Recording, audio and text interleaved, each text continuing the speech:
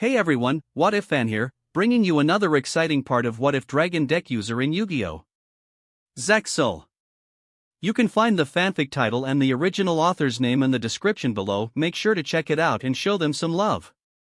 If you enjoy the video, don't forget to like, subscribe, and ring that notification bell so you never miss an upload.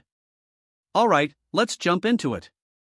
Chapter 13, Meeting Anna's Family. Mannequin Cat. After that small exchange about Charlie, and getting lucky straight back after May's surgery, Timmy was back at the Tsukumo household to help Haru plant the garden. He talked about while teaching her a few things for her to try. Since the soil around here is rich with nutrients, it'll make the veggies and fruits be better. But to make it more better is by placing the fish around the seed. Timmy said to Haru, placing fish on every seed he planted before covering them with dirt. From my history, the Indian Squanto does this by planting corn. He said that this is food for the plants, making the soil better for them to grow. That's a very interesting tip, thank you. Haru smiled. Timmy was also ahead of history by how it seems. He doesn't really value history like this, but his parents made him study for their image, and as a result he knows quite a bit of history, including the journey of the Mayflower, and the aftermath after it landed in the USA. He never thought that this knowledge and history would come in handy for everyday tasks such as gardening, but he couldn't be prouder of that. He gave a soft chuckle at the irony that his parents actually helped him indirectly. I should be able to take care of the rest of the seeds. Why don't you get something cold to drink? Haru offered. You've been a huge help. Oh, thanks, Granum. Timmy quickly covered his mouth with widened shocked eyes from what he nearly called her before he said, I am so sorry. About that. It's fine, I don't mind if you want to call me that. Haru smiled gently. I remind you of your grandmother, don't I? Timmy blushed, embarrassed, looking at her before slowly nodding. She just nodded before gently hugging him. Timmy stood before slowly hugging her back. I'm sure your grandmother would be proud of the young man you've become. Haru smiled softly. Timmy gave a small smile, looking away with an embarrassed blush as Anna and Yuma exit, talking before noticing them. Oh hey guys. Yuma smiled. Oh hi Yuma. Timmy said to him. What are you two talking about? Anna asked curiously. Well, I was helping her with the garden and giving her some advice. Timmy answered. That's sweet of you. Anna smiled. Timmy smiled back, his cheeks a little red at this. Actually, are you busy, Timmy? She asked suddenly, looking a bit nervous. Well, no, I got nothing else. Timmy answered. Hearing that, Anna nodded. Well, you wanted to meet my family, remember? Hearing that, Timmy looked before he softly smiled, nodding before looking nervous. I am nervous if they'll even like me. It isn't you that should be worried. Anna admitted. Come on, I already called and mentioned I would be stopping by and someone wanted to meet them. Timmy nodded, offering her a hand. She gently took it before they walked off. Meanwhile, with Kathy. Kathy was in her mansion going over her deck to prepare for the World Duel Carnival, only to notice something nearby. Is someone there? She asked, looking up. She walked over only to notice what looks like a card was there. Curious, she picked it up. What's this? The moment she did, she started trembling, meowing out, shuddering before a voice said in her head, Yes, Kathy, let the number take hold. Gasping, she tried to drop the card. She, however, found that her body isn't listening, still holding onto the card, as it was revealed to be number 29, Mannequin Cat. She stared at the card before her eyes dulled and it took over completely. Back with Timmy and Anna. They two were together, walking to where Anna's family is. They arrived at a small house as Anna looked down uncertainly before walking up to ring the doorbell.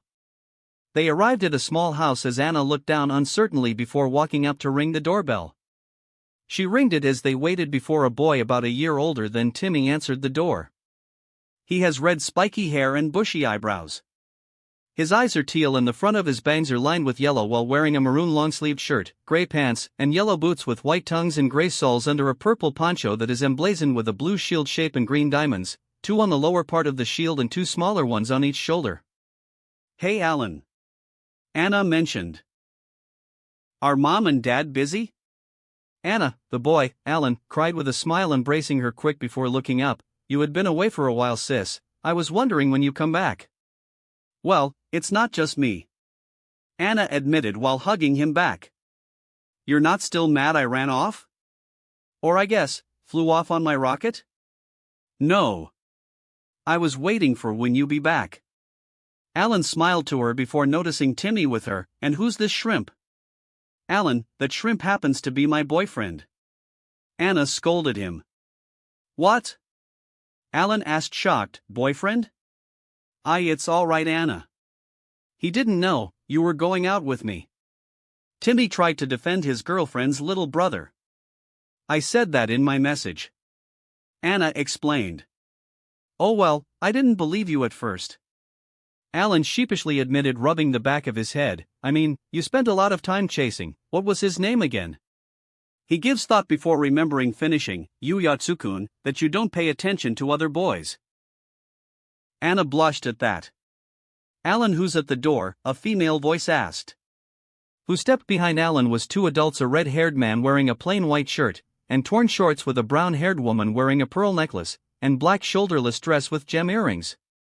Seeing the woman's appearance made Timmy frown before turning around, as it's reminding him of his own parents. Anna took his and gently squeezed it. Anna, the man asked, shocked seeing her. It's me, Dad. I told you guys I was stopping by, she mentioned hesitantly. The woman looked stern, telling her, you have a lot of explaining to do, young lady. Honestly, what were you thinking taking off like that? Anna flinched hearing that. It wasn't her fault, miss, Timmy said to them. Ignoring Timmy, the woman stared at Anna. Do you have any idea how worried I was? I knew I should have kept a closer eye on you, especially after those lies about you attacking other kids at. Can you stop? Anna interrupted with a frown on her face. This is exactly why I left in the first place. Timmy was blinking, a bit confused over what Anna's mother meant. Anna, you know your mother is only trying to help you, her father mentioned. By ignoring the truth? We've been over this before. I did attack those other kids for picking on Yuya-tsukun, Anna pointed out. But instead of believing me, you just assumed it was all a lie and didn't even let me get a word in otherwise. Oh, you were defending Yuya? Timmy asked her, hearing her.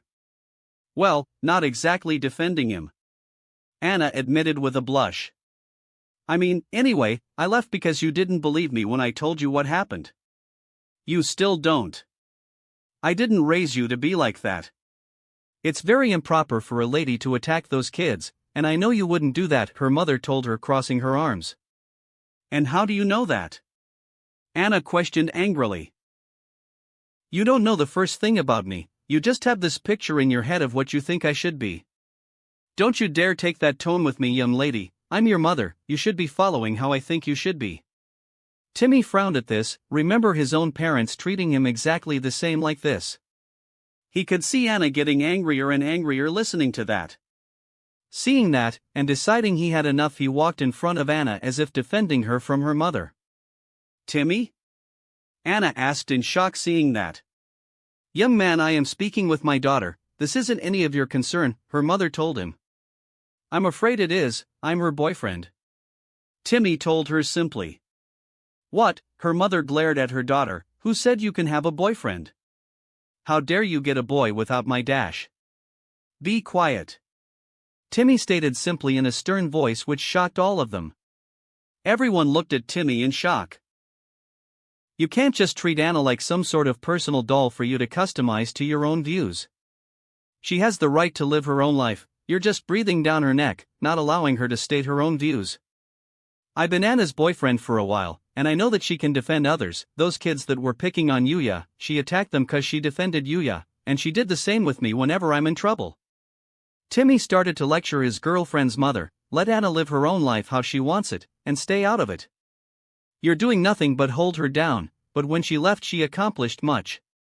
She got me friends, and now she's good at dueling too.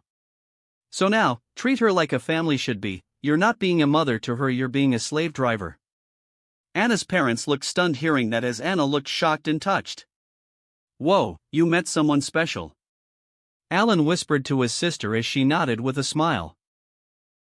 I know that 'cause I have parents the same like you. I used to let them hold me down.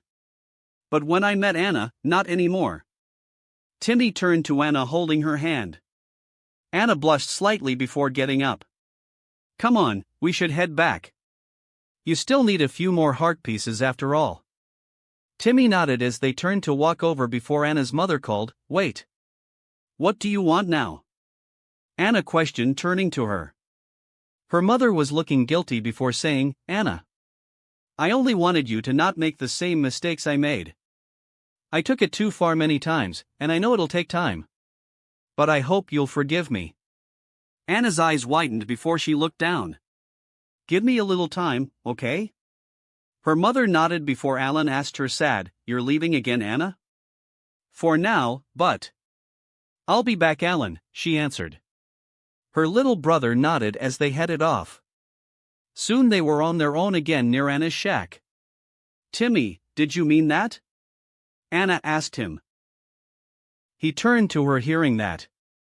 What you said, she clarified. I did, and I meant every word. Timmy answered. Anna blushed before gently kissing him. Timmy smiled at this, kissing her back. Suddenly they heard something meowing. Hearing that, they looked, seeing a cat as Timmy knelt down. Hey there, kitty. Did you get lost? The cat hissed at him before turning and running off. Hey. Timmy looked surprised at that before turning to Anna. Kathy, was that cat's owner right? Did something happen to her? I don't know, but I have a bad feeling all of a sudden. Anna admitted. Deciding to investigate, they walked together, following the cat to Kathy's mansion. They saw the cat walk in the mansion. Did you lead him here? Very good, a familiar female voice mentioned. Miss Kathy? Timmy asked, looking around. Come in, I've been expecting you. Kathy's voice answered. They walked in at this, looking around. Suddenly the door slammed shut as they saw hundreds of cats staring at them. Timmy shuddered, clinging to Anna. Anna, this is honestly starting to creep me out.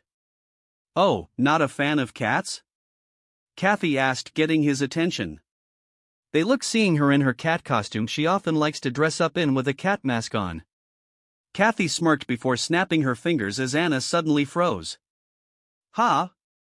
Anna? Timmy asked, noticing that. Do you like my new mannequin? I certainly do. Kathy smirked. Now then, you have something I'd like, Timmy. So, why don't you hand number archive over to me like a good little boy? Mannequin? Miss Kathy, what's going on here? Timmy asked at this. Suddenly he heard number archive's voice in his head. Timmy, look closely at her arm. Hearing that, Timmy looked at both Kathy's arms for what number archive said. Oh, her left forearm, he saw a 29 glowing brightly. A number. Timmy realized in shock. Oh, you mean this? Kathy asked, revealing her number. Number 29, mannequin cat. Light. Rank 2. Beast effect XYZ. ATK 2000. Def 900. 2 level 2 monsters. Cannot be destroyed by battle, except with a number monster.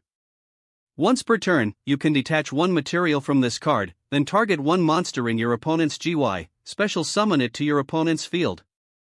If a monster's is special summoned to your opponent's field, while you control this monster, except during the damage step, you can target one face-up monster your opponent controls, special summon one monster with the same type or attribute from your hand, deck, or GY.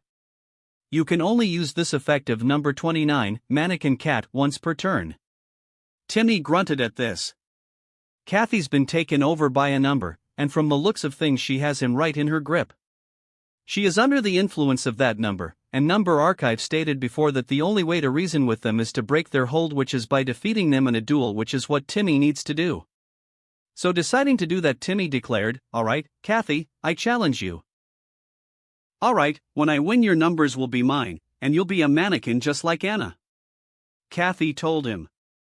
Hearing that, Timmy turned to Anna. She was completely frozen, not moving. Timmy turned back to Kathy before nodding, agreed. With that, they walked up where they are on a balcony for Kathy and Timmy to start dueling. Just then Timmy's deck glowed a bit where he looked surprised. Shocked, he looked at his cards. Anna slowly blinked, being free from Kathy's numbers hold, which Timmy cried, "Anna, you all right?" "What, Timmy?" she asked, shaking her head. "What happened?" "Kathy is under a numbers influence," Timmy answered. Anna's eyes widened hearing that. "I'm starting to get really sick of those." "Don't worry, I'll get Kathy free from them." Timmy smiled to her. "I know you will." Anna smiled. With that, Timmy and Kathy prepared for their match while Anna watches. Duel. Dueling theme, Running Away by Varna. Timmy, 4,000. Hand, 5. Field, nothing. Kathy, 4,000.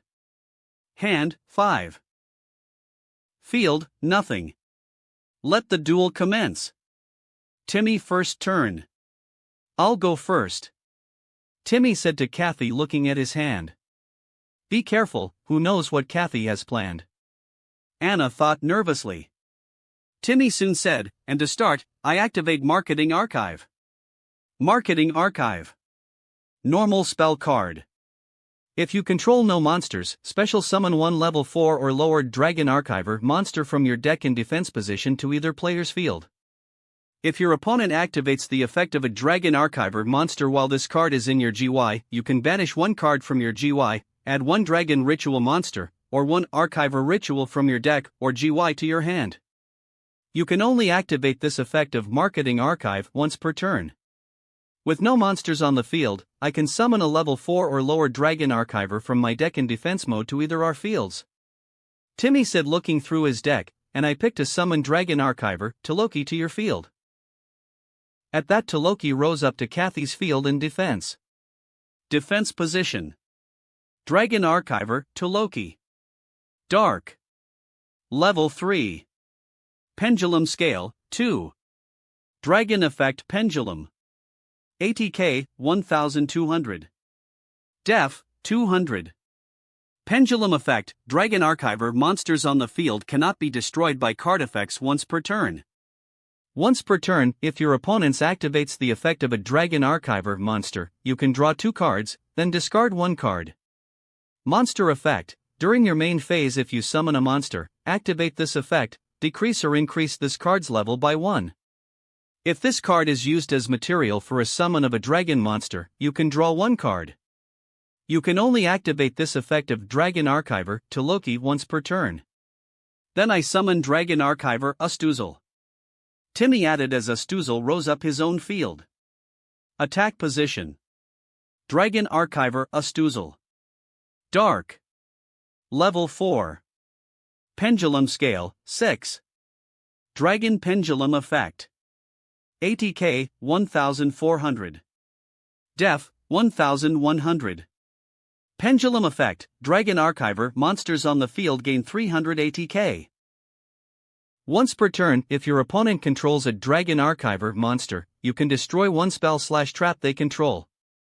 Monster Effect, during the end phase, banish 1 card from your opponent's GY.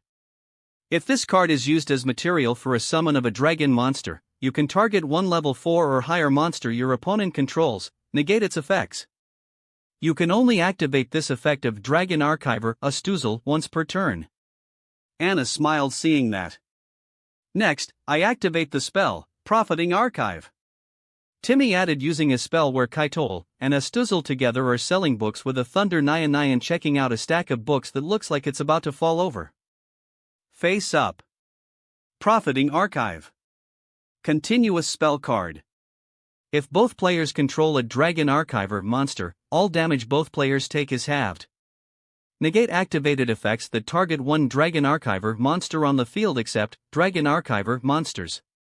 If a monster's is special summoned from the extra deck using a Dragon Archiver monster as material, or ritual summoned by tributing a Dragon Archiver, the player that summoned that monster can draw 1 card. During each standby phase, pay 800 LP, this is not optional, or destroy this card. You can only control 1 Profiting Archive face up. While we both have a Dragon Archiver on the field, all damage we take is cut in half. Timmy explained to Kathy, all activated effects that targets a Dragon Archiver is negated, and if a monster is summoned using one, we can draw a card. That's good, it really helps Timmy's deck. Anna thought with a smile. I place one card down, and end my turn. Timmy ends his turn. Timmy's hand, 1/field, Dragon Archiver, Astuzel, attack position, profiting archive, face up, 1 set card. Kathy first turn. Then it's my turn, I draw. Kathy drew at this. During this standby phase, profiting archives effect has me give up 800 points. Timmy added glowing red. Timmy. 3200/hand, 1. Anna frowned seeing that. Kathy looked before grinning slyly, and to start, I summoned Catnipped Kitty. At that a blue-furred yellow swirled cat with a bell complete with a red ribbon rose up meowing. Attack position. Catnipped Kitty. Earth. Level 2. Beast/effect. ATK, 0. Def, 500. This card cannot be attacked if there is another beast-type monster on your side of the field.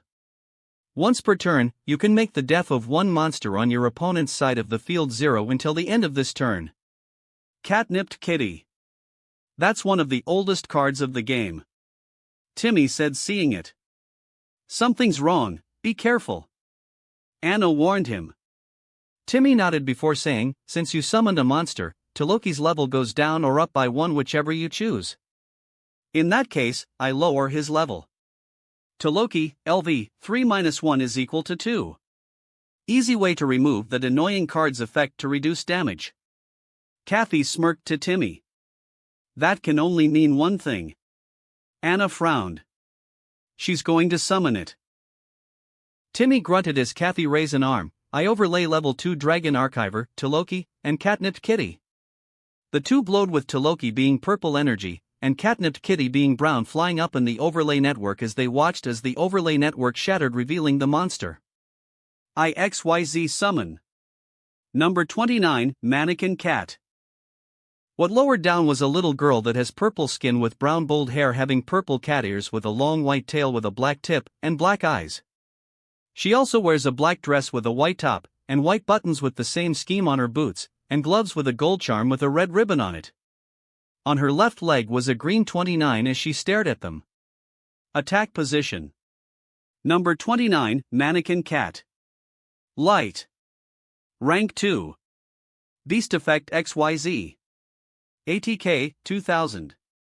Def, 900. 2 level 2 monsters. Cannot be destroyed by battle, except with a number monster. Once per turn, you can detach one material from this card, then target one monster in your opponent's GY, special summon it to your opponent's field. If a monster's is special summoned to your opponent's field, while you control this monster, except during the damage step you can target one face-up monster your opponent controls, special summon one monster with the same type or attribute from your hand, deck, or GY. You can only use this effect of number 29, Mannequin Cat, once per turn. Oru, 2. Timmy and Anna flinched seeing the number. And thanks to your spell, I draw. Kathy smirked drawing. Timmy grunted before calling, maybe, but I activated a trap when Toloki's effect activated. Surprised Kathy looked seeing, studying of the archives is on the field. Face up. Studying of the archives. Continuous trap card. Activate this card when your opponent activates a Dragon Archiver monster's effect. All monsters on the field that are special summoned using a Dragon Archiver monster as material, or that are ritual summoned by tributing a Dragon Archiver monster are treated as Dragon Archiver monsters. Once per turn, if a player activates the effect of a Dragon Archiver monster except to activate this card, their opponent can draw one card, and if that card is a spell/trap card, they can add that card to their hand, otherwise send that card to the GY. Number 29, Mannequin Cat. Treated as a Dragon Archiver monster. So far so good, but this is far from over. Anna thought. Kathy growled like a growling cat, fine, this doesn't change anything. Mannequin Cat attack Dragon Archiver Astuzel. Mannequin Cat charged in destroying Astuzel, but due to profiting archives effect, the damage Timmy would take is halved. Timmy, 2900/hand, 1. Are you alright? Anna asked Timmy. Yeah. It was just 300 points of damage, Anna. Timmy smiled to her to assure her. Well, now, I play 2 cards face down. Kathy ends her turn. Kathy's hand, 4/field, number 29, Mannequin Cat, attack position / treated as a Dragon Archiver / ORU, 2 set cards. Timmy, 2900. Hand, 1. Field, profiting archive, face up, studying of the archives, face up. Kathy, 4000. Hand, 4. Field, number 29, Mannequin Cat, attack position / treated as a Dragon Archiver / ORU, 2 set cards. Timmy's second turn. My turn, draw. Timmy drew before saying, and like last time, I pay 800 points to keep profiting archive on the field. Timmy, 2100/hand, 2.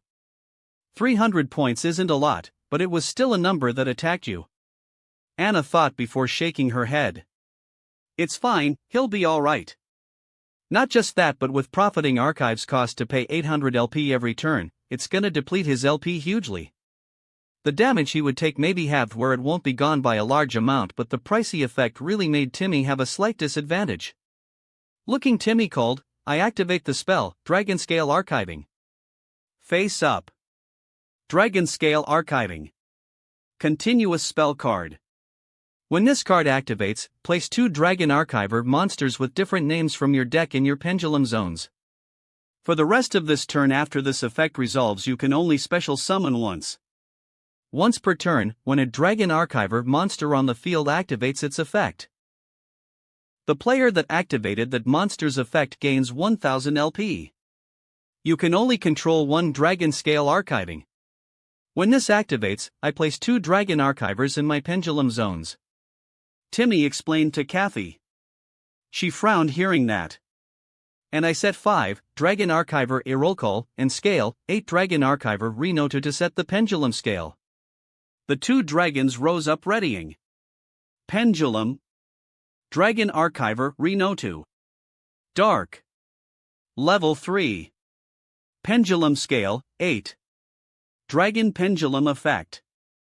ATK, 1400. Def, 500.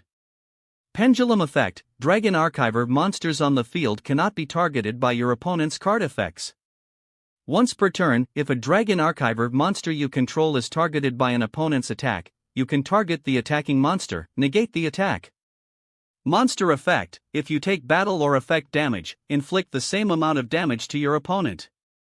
If this card is used as material for a summon of a dragon monster, you can make that summon monster gain 1000 ATK. You can only activate this effect of Dragon Archiver Renoto once per turn. Pendulum. Dragon Archiver Irolcol. Dark. Level 6. Pendulum Scale, 5. Dragon Pendulum Effect. ATK, 2200. Def, 900. Pendulum Effect, Dragon Archiver monsters on the field cannot be destroyed by battle once per turn. Once per turn, you can target 1 Dragon Archiver monster you control. That target cannot be affected to monster effects except itself on the field. Monster Effect, during the turn you activate a monster effect, activate this effect, target 1 other monster on the field, negate that target's effects while it's on the field. If this card is used as material for a summon of a dragon monster, you can draw 2 cards. You can only activate this effect of Dragon Archiver Irolcol once per turn. So now, I can summon monsters between level 6 and 7 all at the same time. Timmy added before calling, Dragon Sorcerers built on the ancient archive. Grant us your boon on your wisdom. Pendulum Summon. Come my monsters. The pendulum portal shot 1 monster. The archives of the dragons focus on studying the dichromatic eyes. And now the dragon that sleeps in the high account of pendulum is ready to show all his power. Pendulum Summon. Level 7, Odd Eyes Pendulum Dragon. At that his pendulum ace's eyes glowed before roaring loud. Attack position. Odd Eyes Pendulum Dragon. Dark. Level 7. Pendulum Scale, 4. Dragon Effect Pendulum. ATK, 2500. Def, 2000. Pendulum Effect, you can reduce the battle damage you take from an attack involving a pendulum monster you control to 0. During your end phase, you can destroy this card, and if you do, add one pendulum monster with 1500 or less ATK from your deck to your hand. You can only use each pendulum effect of Odd Eyes Pendulum Dragon once per turn. Monster Effect, if this card battles an opponent's monster, any battle damage this card inflicts to your opponent is doubled. Anna smiled seeing the dragon. Kathy only smirked, well, too bad, little boy. I activate Mannequin Cat's special ability. Soul Puppeteering. Mannequin Cat's eyes opened wide, glowing purple before ethereal strings appeared from her fingers attaching to Odd Eyes as it roared, struggling against them. What's going on? Anna questioned seeing that. Whenever he special summons a monster while Mannequin Cat is on the field, I can summon a monster from my hand, field, or graveyard, with the same attribute or type as what he summons. Kathy explained with a smirk. So, a dark monster or a dragon? Anna asked. First off, I activate the trap card, Dispelling Cat. Kathy called. Dispelling Cat. Normal trap card. If you control a cat monster, your opponent sends spells from their deck to the GY, equal to the number of monsters on the field. If that cat monster you control is a cat XYZ monster, you can select what cards to send. So now, I can pick what spells you send to the graveyard equal to the number of monsters on the field, which is 2. Kathy smirked. Timmy grunted before revealing his deck. Kathy placed a hand on her chin, giving thought as she looked over before selecting Archiver Fusion and Archiver Ritual. And I don't have a card in my GY to use Marketing Archive's second effect. Timmy grunted as he sent the 2. Now as for my monster, I pick Whitehorn Dragon. Rise on up. At that, what rose was a red scaled dragon having 4 legs with 4 white claws with yellow eyes, and a large glowing white horn on its head, roaring. Attack position. White-horned dragon. Dark. Level 6. Dragon/effect. ATK, 2200. Def, 1400. When this card is normal or special summoned, target up to 5 spell cards in your opponent's graveyard, banish those targets, and if you do, this card gains 300 ATK for each card banished by this effect. Anna never sees this monster but was pretty surprised by it all the same. Wait, why do you have a card like that? She asked in shock. It's not a cat. Of course not, limiting my deck only weakens it. Kathy smirked, and here's why. When this baby is summoned, I can banish up to 5 spells from his graveyard, then my dragon gains 300 attack points for every spell banished by this effect. Marketing Archive, Archiver Ritual, and Archiver Fusion all vanished from Timmy's graveyard at this as he grunted. 3100. Anna cried in shock. Whitehorn Dragon, ATK, 2200 plus, 300 by 3, equals 3100. Kathy, 5000/hand, 4. Timmy only said, and I don't have any way to fusion or ritual summon anymore. But I won't let that stop me. Studying of the Archives effect. The trap glowed. Anytime you use a Dragon Archiver's effect, I can draw a card, and if it's a spell or trap card I can add it, if it's a monster it's discarded. He drew, looking before saying, I'm keeping this card.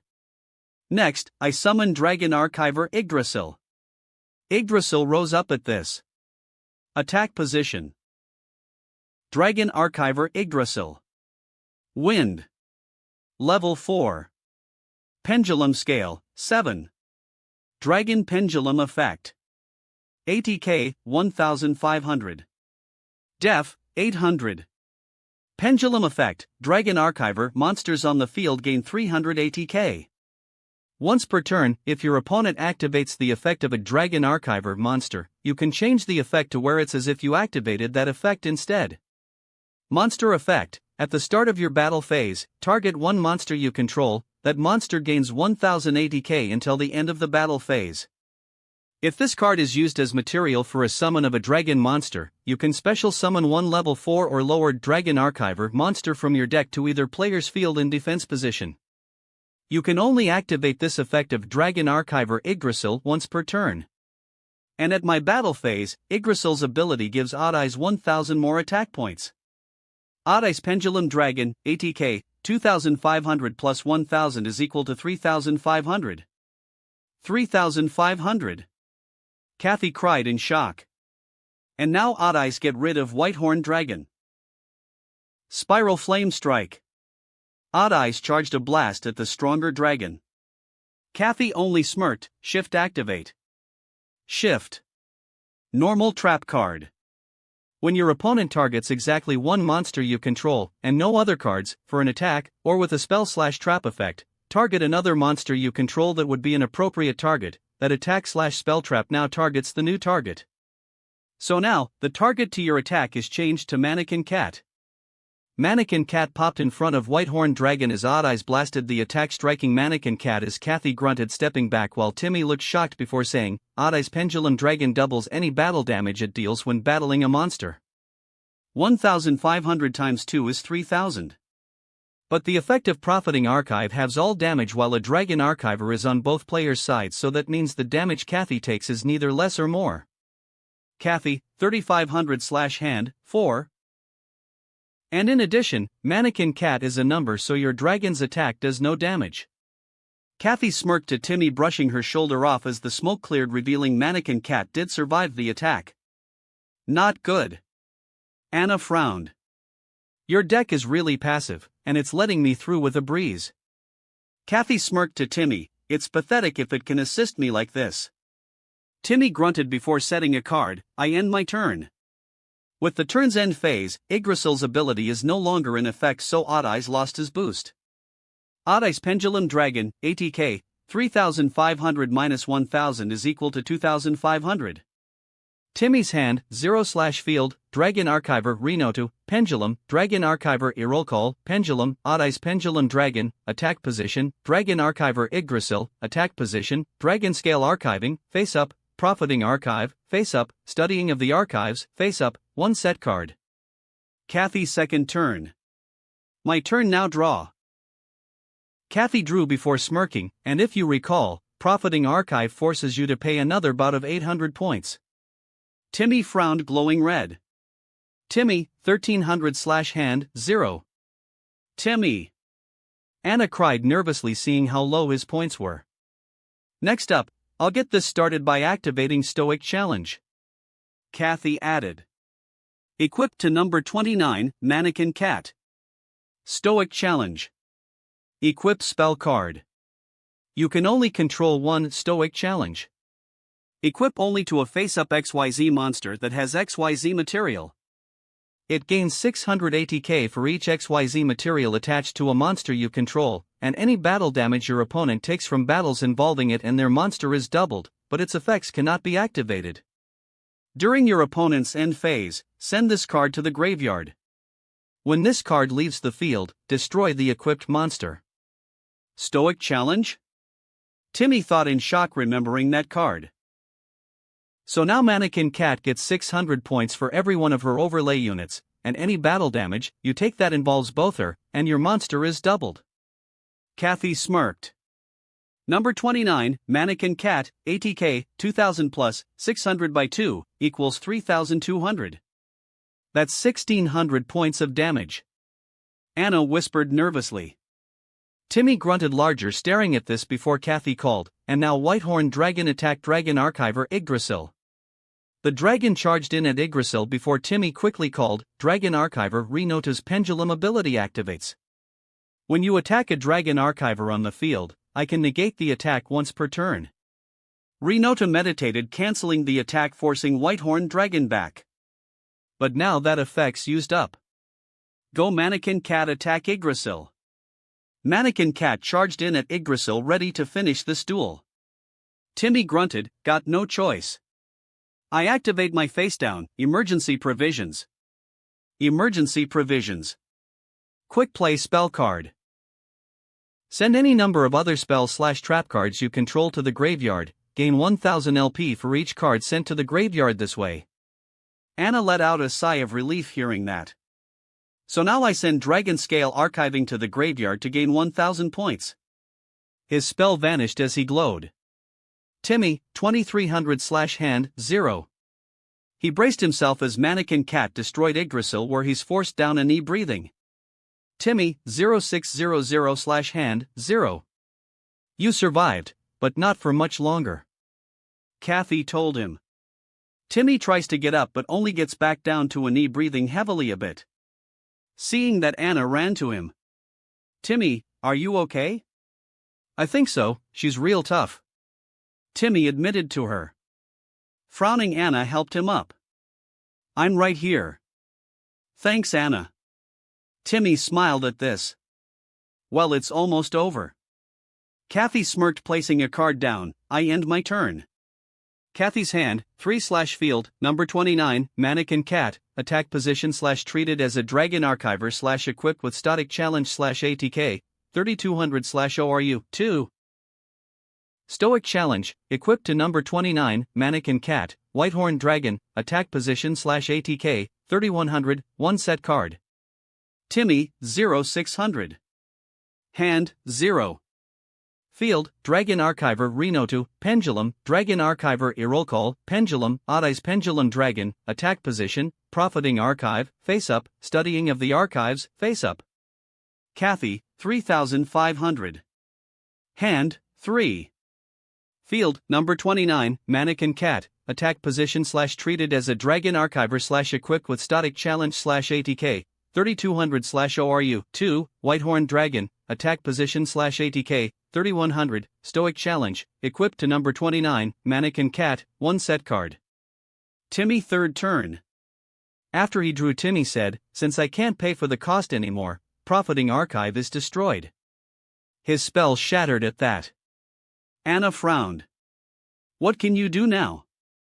Timmy looked at his drawn card, staring at it a bit troubled.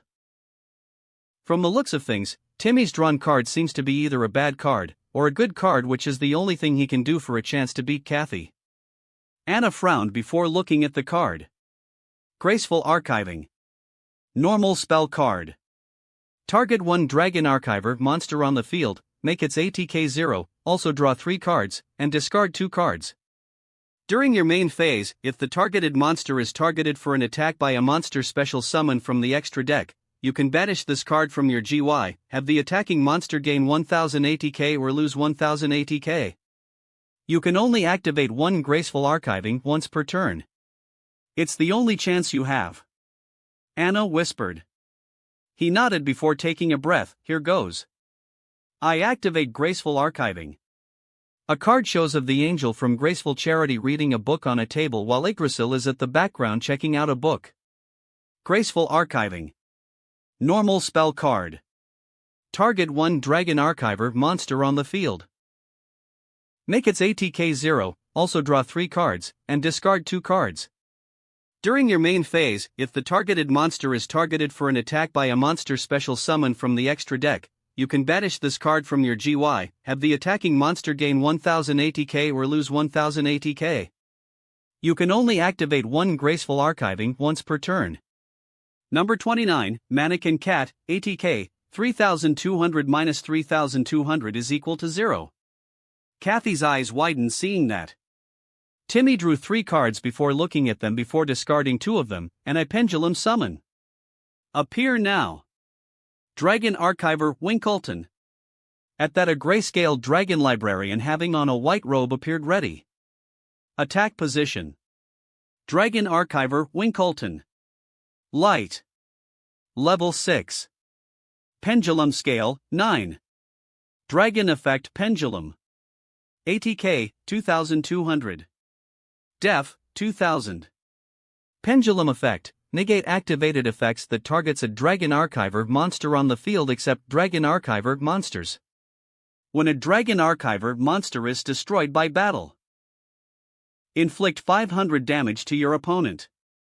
Monster Effect. When this card is normal or special summoned, you contribute this card, special summon 2 Dragon Archiver monsters from your extra deck or GY that are the same level in defense position, but negate their effects.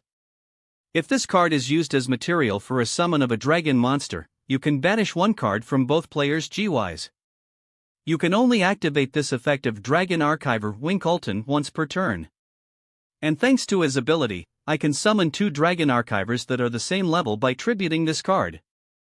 Wincolton vanished as Yggdrasil, and Astuzel rose in defense. Dragon Archiver Astuzel, defense position / effects negated.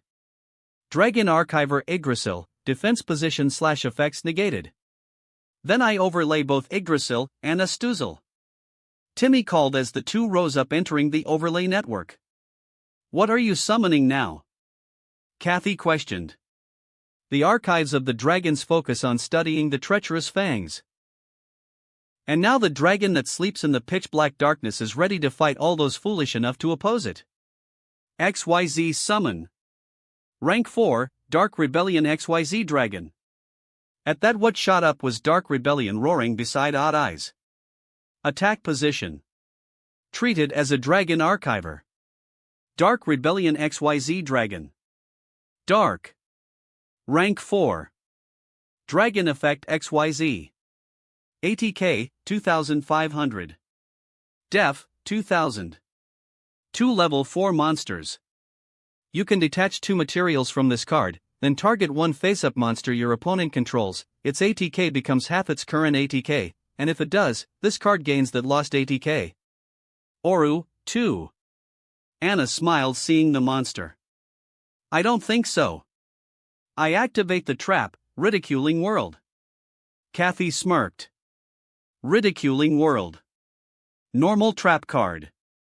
Until the end of this turn, all monsters your opponent cur. Andly controls gain 100 ATK, also any monster whose ATK is higher than its original ATK cannot attack. So now all monsters on your field gains 100 attack points. Odd Eyes Pendulum Dragon, ATK, 2500 plus 100 is equal to 2600. Dark Rebellion XYZ Dragon, ATK, 2500 plus 100 is equal to 2600. My monsters gains points? Timmy asked confused. Then for the rest of this turn, all your monsters whose attack points are higher than their original are not allowed to attack. Kathy added with a smirk. Anna's eyes widened in shock. Then Timmy can't attack at all? Timmy grunted looking on, dang it. I got so close, guess this is the end of things. He lowered his arm down out of options. He was hoping to use Dark Rebellion with Graceful Archiving to finish things, but with that trap in the way, that went down to nothing. He doesn't have a new monster he can summon, and even if he did, Mannequin Cat can't be destroyed, and it wouldn't be enough damage. Raising attack points would do no good, so the best he can do is either summon a new monster, and attack multiple times, or inflict damage, and then attack, but what are the odds he's able to do that? That answer came to him. His deck started to glow, which surprised the 3. Timmy's eyes widened seeing that. Soon what emerged was a single dragon shaping like the 2. Why? Timmy! Anna's voice cried, snapping him back to reality. Timmy, can you hear me? Waha? Timmy blinked looking around. You started staring into space, you scared me, she told him. Oh well Noticing a glow in his extra deck, he checked before widening his eyes. Whoa, no way. Whatever you summon won't change anything. Kathy told him as the 29 continued glowing. Just surrender and save us both some time. Timmy only looked before calling. I activate Overlaying Archives effect in the graveyard. By banishing it, and one monster from the graveyard, I can make Dark Rebellion be treated as a monster with the same level as Odd Eyes. The cards vanished as his XYZ Dragon glowed. Dark Rebellion, LV, 0 plus 7 is equal to 7. 2 level 7 monsters. Anna whispered seeing that. And now I overlay both Odd Eyes Pendulum Dragon and Dark Rebellion XYZ Dragon. The 2 dragons flew up glowing purple into the overlay network before exploding. The archives of the dragons focus on studying the black scale of wrath. And now the dragon that sleeps in the anger cloud will eradicate all opposing enemies. XYZ Summon. Charge forward, Odd Eyes Rebellion Dragon.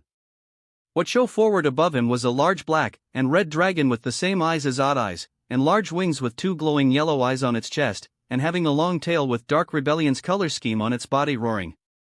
Attack position. Odd Eyes Rebellion Dragon. Dark. Rank 7. Pendulum Scale, 4. Dragon Effect XYZ Pendulum.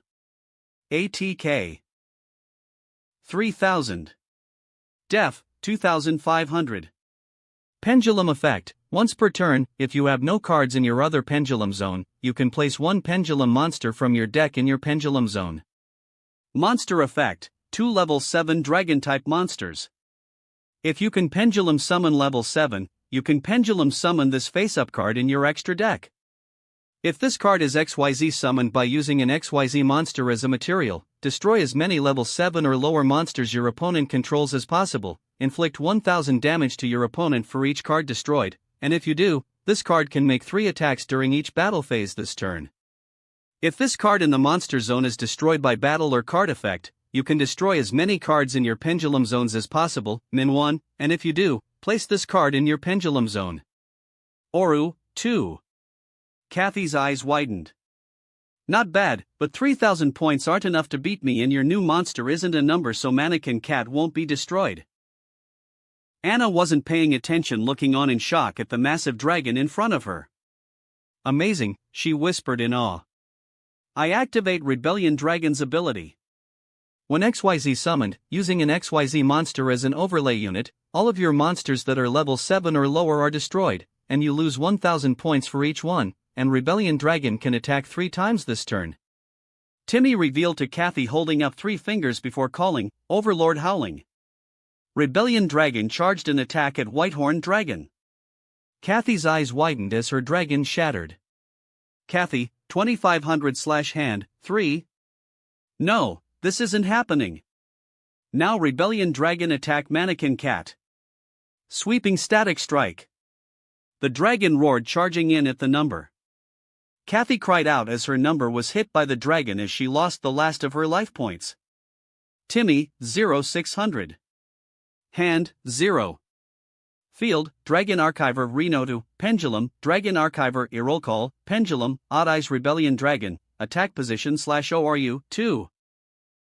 Studying of the Archives, Face Up. Kathy, 0000. Hand, 3. Field, number 29, Mannequin Cat, Attack Position /treated as a Dragon Archiver /equipped with Static Challenge /ATK, 0/ORU, 2, Stoic Challenge, equipped to number 29, Mannequin Cat. Timmy wins. With the end of the dual number archive appeared and absorbed Mannequin Cat. Timmy sighed before collapsing on his knees. Frowning, Anna hugged him. Are you okay? Let's head back and get some rest, Timmy. I'm alright. I'm just really tired, Timmy admitted to her. She nodded, hugging him again. Chapter 14, Claiming the Fifth Heart Piece. The two just arrived back at the Tsukumo residence, with Anna having Timmy sleeping peacefully on her back to let him rest. Suddenly blushing, she put him down but gently shook him. Timmy, can you wake up for a second? Stirring slightly, he opened his eyes. Huh? I know you're tired, but I think while we rest up we should wash our clothes, Anna explained. Oh, okay. He nodded with a small cute yawn. Anna slowly undressed him before taking off her own clothes and putting them in to wash before lying down next to Timmy as she hugged him. Get some rest, Timmy, I'll keep you safe, she whispered. Timmy yawned, snuggling close to her, falling asleep with his head against her chest. Anna smiled, closing her own eyes as she rubbed his head before falling asleep herself. They slept in their underwear, feeling safe and comfortable together after a day of dueling in the World Duel Carnival. The next day, Anna hears the rooster calling out from the window in the room they're staying in. Slowly opening her eyes, she looked down to see Timmy, only to blush slightly before getting out of bed to check on their clothes while also getting some fresh underwear for them both. Before she feel Timmy tightening himself around her. No, don't go, he mumbled sleepily. Blushing, she smiled. Well, I can check in a little bit. She moved closer to him, only to blush more as she felt his tummy against hers as she kissed his forehead. Okay, I won't go, Timmy. She sees him leaning close where she felt him kiss her bra, thinking that was her face. She gasped at that but smiled softly. "Thank you, that was sweet." He snuggled more against her, sleeping. Anna gently hugged him while rubbing his back. Soon after a few minutes he slowly starts to stir. "Morning." Anna smiled. Timmy looked up at her groggy before noticing their position as he blinked before blushing, but not as dark as he was before. Anna chuckled slightly. "What, only one boob gets a good morning kiss?" Timmy blushed a little brighter hearing that. Anna couldn't help but giggle at that before getting up. "I'll get you some clothes for today, one more heart piece and you'll qualify for the finals." She walked over to check their clothes before nodding, putting his clothes on the bed with some fresh underwear before turning away from him. She heard him rustling a little for a minute before saying, "I'm done." Anna turned around. Very handsome. Timmy was wearing the clothes he had always been wearing. Blushing, Anna took her clothes and fresh underwear before in front of him she undressed before starting to put her clothes on. Timmy blushed a bit brighter with a small trickle of blood down his nose. Once she was dressed, Anna blushed. "Just trying to help you feel more comfortable seeing things like that." Smiling, she gently wiped Timmy's nose before offering a hand. "Ready to go find your fifth heart piece?" He nodded at that, offering his hand to her. Anna smiled as they walked out of the house together. "You two be careful out there," Carrie called from inside the house. "We will, and thank you." Timmy smiled. They walked together at the third day of the World Duel Carnival, looking around. "I don't see anyone, but it is the last day so there might not be many people left," Anna admitted. "Well, I feel we will find my next opponent," Timmy said with a smile. Seeing that, Anna smiled back. "I agree."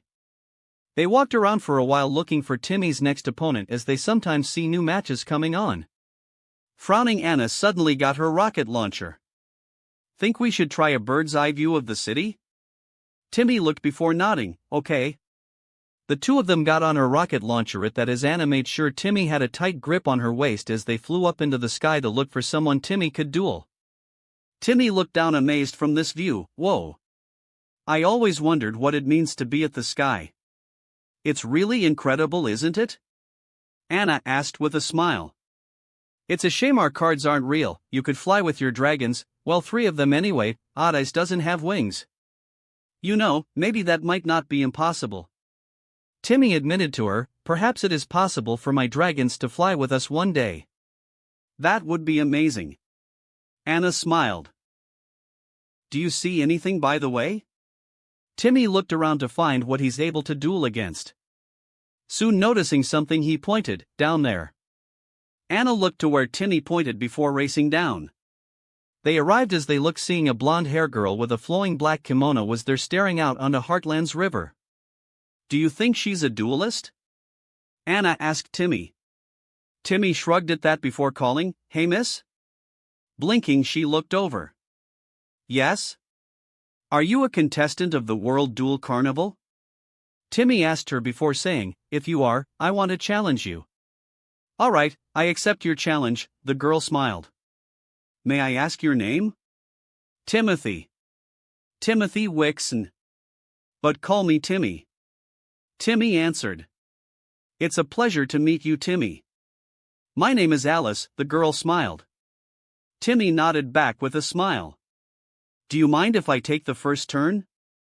Alice requested. Timmy nodded to her. Alice nodded with a smile. Duel. Dueling theme, the game by Disturbed. Timmy, 4,000. Hand, 5. Field, nothing. Alice, 4,000. Hand, 5. Field, nothing. Let the duel commence. /N, Ulrich 362. I have no experience with this archetype and in fact only suggested it to Bopdog for a different story, so apologies in advance if there are any misplays. Alice, first turn. Alice drew her card before nodding. "Okay, first things first, I'll summon Exausister Stella in attack mode. Attack position. Exausister Stella. Light.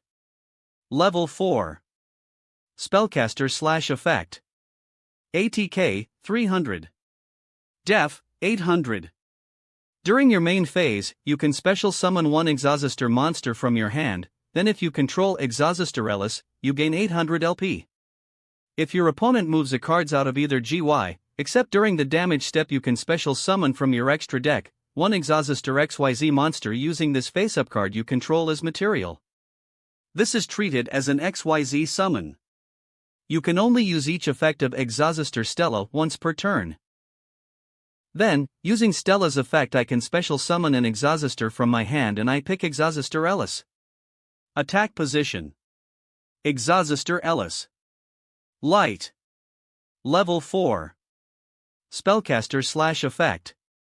ATK, 500. Def, 800. If you control an Exhauster monster, you can special summon this card from your hand, then if you control Exhauster Stella, you gain 800 LP. If your opponent moves the cards out of either GY, except during the damage step, you can special summon from your extra deck one Exhauster XYZ monster using this face-up card you control as material. This is treated as an XYZ summon. You can only use each effect of Exhauster Ellis once per turn. Exhauster? Timmy asked, not remembering this deck.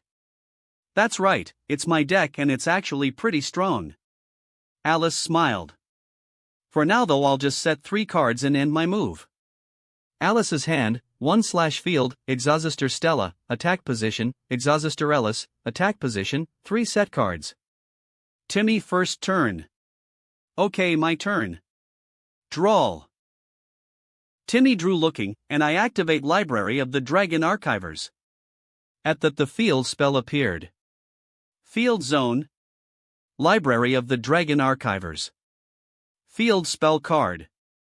If a player activates the effect of a Dragon Archiver monster, that player gains 300 LP. Cards and effects cannot be activated in response to Dragon Archiver monster effects. Once per turn, if a monster is special summoned from the extra deck by using a Dragon Archiver monster as material, or ritual summoned by tributing a Dragon Archiver monster, the player that summoned that monster can activate one of these effects. Draw 1 card. Target one other monster on the field, destroy that target. Banish 1 card from both players' GYs. If this card is in your GY, you can banish 1 card from your GY, or face up in your extra deck, set this card from your GY. You can only activate 1 Library of the Dragon Archivers once per turn. Dragon Archivers? I guess that makes us even because I've never heard of your deck either. Alice chuckled slightly. I'm guessing you play dragons though? The name kinda gave it away. Timmy admitted with a smile. Alice smiled back. Of course, it's not the only thing I'm doing. Timmy said, taking a card. Next, I set the pendulum scale with scale 4 Odd Eyes Pendulum Dragon, and scale 10, Dragon Archiver, Williamston to set the pendulum scale. After placing them both, Williamston and Odd Eyes rose up side by side. Pendulum. Dragon Archiver, Williamston. Dark. Level 1. Pendulum scale, 10. Dragon effect pendulum. ATK, 100. Def, 1300. Pendulum effect, Dragon Archiver monsters on the field cannot be targeted by your opponent's card effects.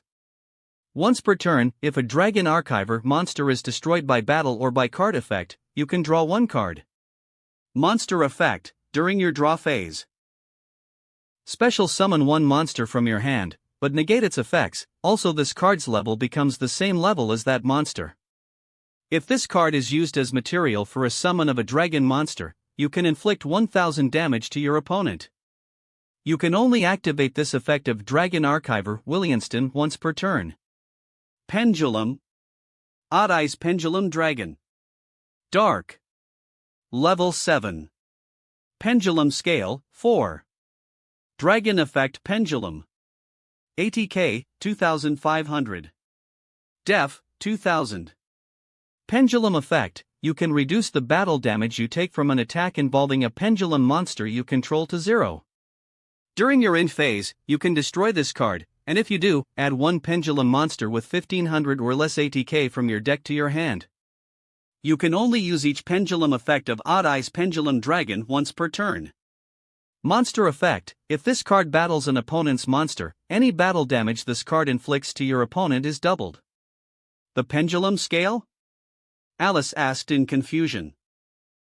Now, I can summon monsters whose levels are between 5 and 9 all at the same time. Timmy explained with a grin. Alice's eyes widened in shock hearing that. That's not good. Dragon sorcerers built on the ancient archive. Grant us your boon on your wisdom. Pendulum summon. Come my monsters. At that, after raising his arm, the portal opened where two monsters shot out. Dragon Archivers, Fatrillion, and Roale. Fatrilon and Roale rose up readying. Attack position. Dragon Archiver Roale. Dark. Level 6. Pendulum scale, 1. Dragon effect Pendulum. ATK, 2000. Def, 1200. Pendulum effect: Dragon Archiver monsters on the field cannot be destroyed by card effects once per turn. Once per turn, you can target one Dragon Archiver monster on the field. That target cannot be destroyed by battle or by card effect until your opponent's end phase. Monster effect: if your opponent summons a monsters, target one of those monsters, and one other monster you control, increase or decrease the second target's level by the first target monster's level. If this card is used as material for a summon of a dragon monster, you can target one spell/trap in your GY, add that card to your hand. You can only activate this effect of Dragon Archiver Roale once per turn. Attack position. Dragon Archiver Fatrillion. Wind. Level 5. Pendulum scale, 6. Dragon Pendulum Tuner effect. ATK, 2100. Def, 2000. Pendulum effect: Dragon Archiver monsters cannot be destroyed by card effects once per turn. Once per turn, you can target one Dragon Archiver monster in your GY, add that target to your hand. Monster effect: if this card attacks an opponent's monster, activate this effect, negate the effects of that monster. If this card is used as material for a summon of a dragon monster, you can target one monster you control. That target cannot be destroyed by your opponent's card effects. You can only activate this effect of Dragon Archiver Fatrillion once per turn. Alice's eyes widened seeing the monsters. I play a trap card, Exhauster Latania. By paying 800 life points, this trap card banishes your Dragon Archiver Williamston, and then I'm allowed to immediately overlay Stella and Ellis. Exhauster Latania. Normal trap card. If all monsters you control are Exhauster monsters, min 1 pay 800 LP, then target one card your opponent controls or in their GY, banish it, then you can apply one of these effects. Immediately after this effect resolves, XYZ summon one Exhauster XYZ monster using monsters you control. If you XYZ summoned previously this turn, banish one card your opponent controls. You can only activate one Exhauster Latania per turn. Alice, 3200/hand, 1. Ha! Williamston vanished as the overlay network appeared, allowing the two Exhaucesters to fly up, entering it before shattering, revealing a new monster. I XYZ summon Exhauster Esophial in attack mode. Attack position. Exhauster Esophial. Light. Rank 4. Warrior effect XYZ. ATK, 2100. Def, 1800. 2 level 4 monsters. Cannot be destroyed by the activated effects of monsters special summoned from the GY. You can only use each of the following effects of Exhauster Esophial once per turn. If this card is XYZ summoned using an Exhauster monster as material, neither player can activate card effects in the GY this turn. You can detach one material from this card, then target one monster your opponent controls, return it to the hand. Oru, 2. Timmy frowned at this. Roaleai's mandatory effect activates. When you summon a monster, I pick 2 monsters on both fields, then my monster's level goes either up or down by your monster. My monster doesn't have a level though. Alice pointed out. I know, but Library's effect activates. Library's card glowed as he glowed also. Each time a Dragon Archiver uses its monster effect, Library gives whoever activated the effect 300 life points. Timmy, 4300/hand, 1. Alice nodded, seeing that. Anything else? Timmy looked at the card in his hand. Right now he can't do much else. Not only that, with Williamston banished he can't attack with 2 set cards without his protection against cards that target, which meant, now he's stuck until he can summon a monster strong enough against her, and with decent protection in case her set card is a trap that can turn the tides in her favor. Deciding to end this turn, he said, "No, that's all I can do now." Timmy's hand, 1/field, Library of the Dragon Archivers, Field Zone, Odd Eyes Pendulum Dragon, Dragon Arch. Ever Fatrillion, Attack Position, Dragon Archiver, Roale, Attack Position. Timmy, 4300. Hand, 1.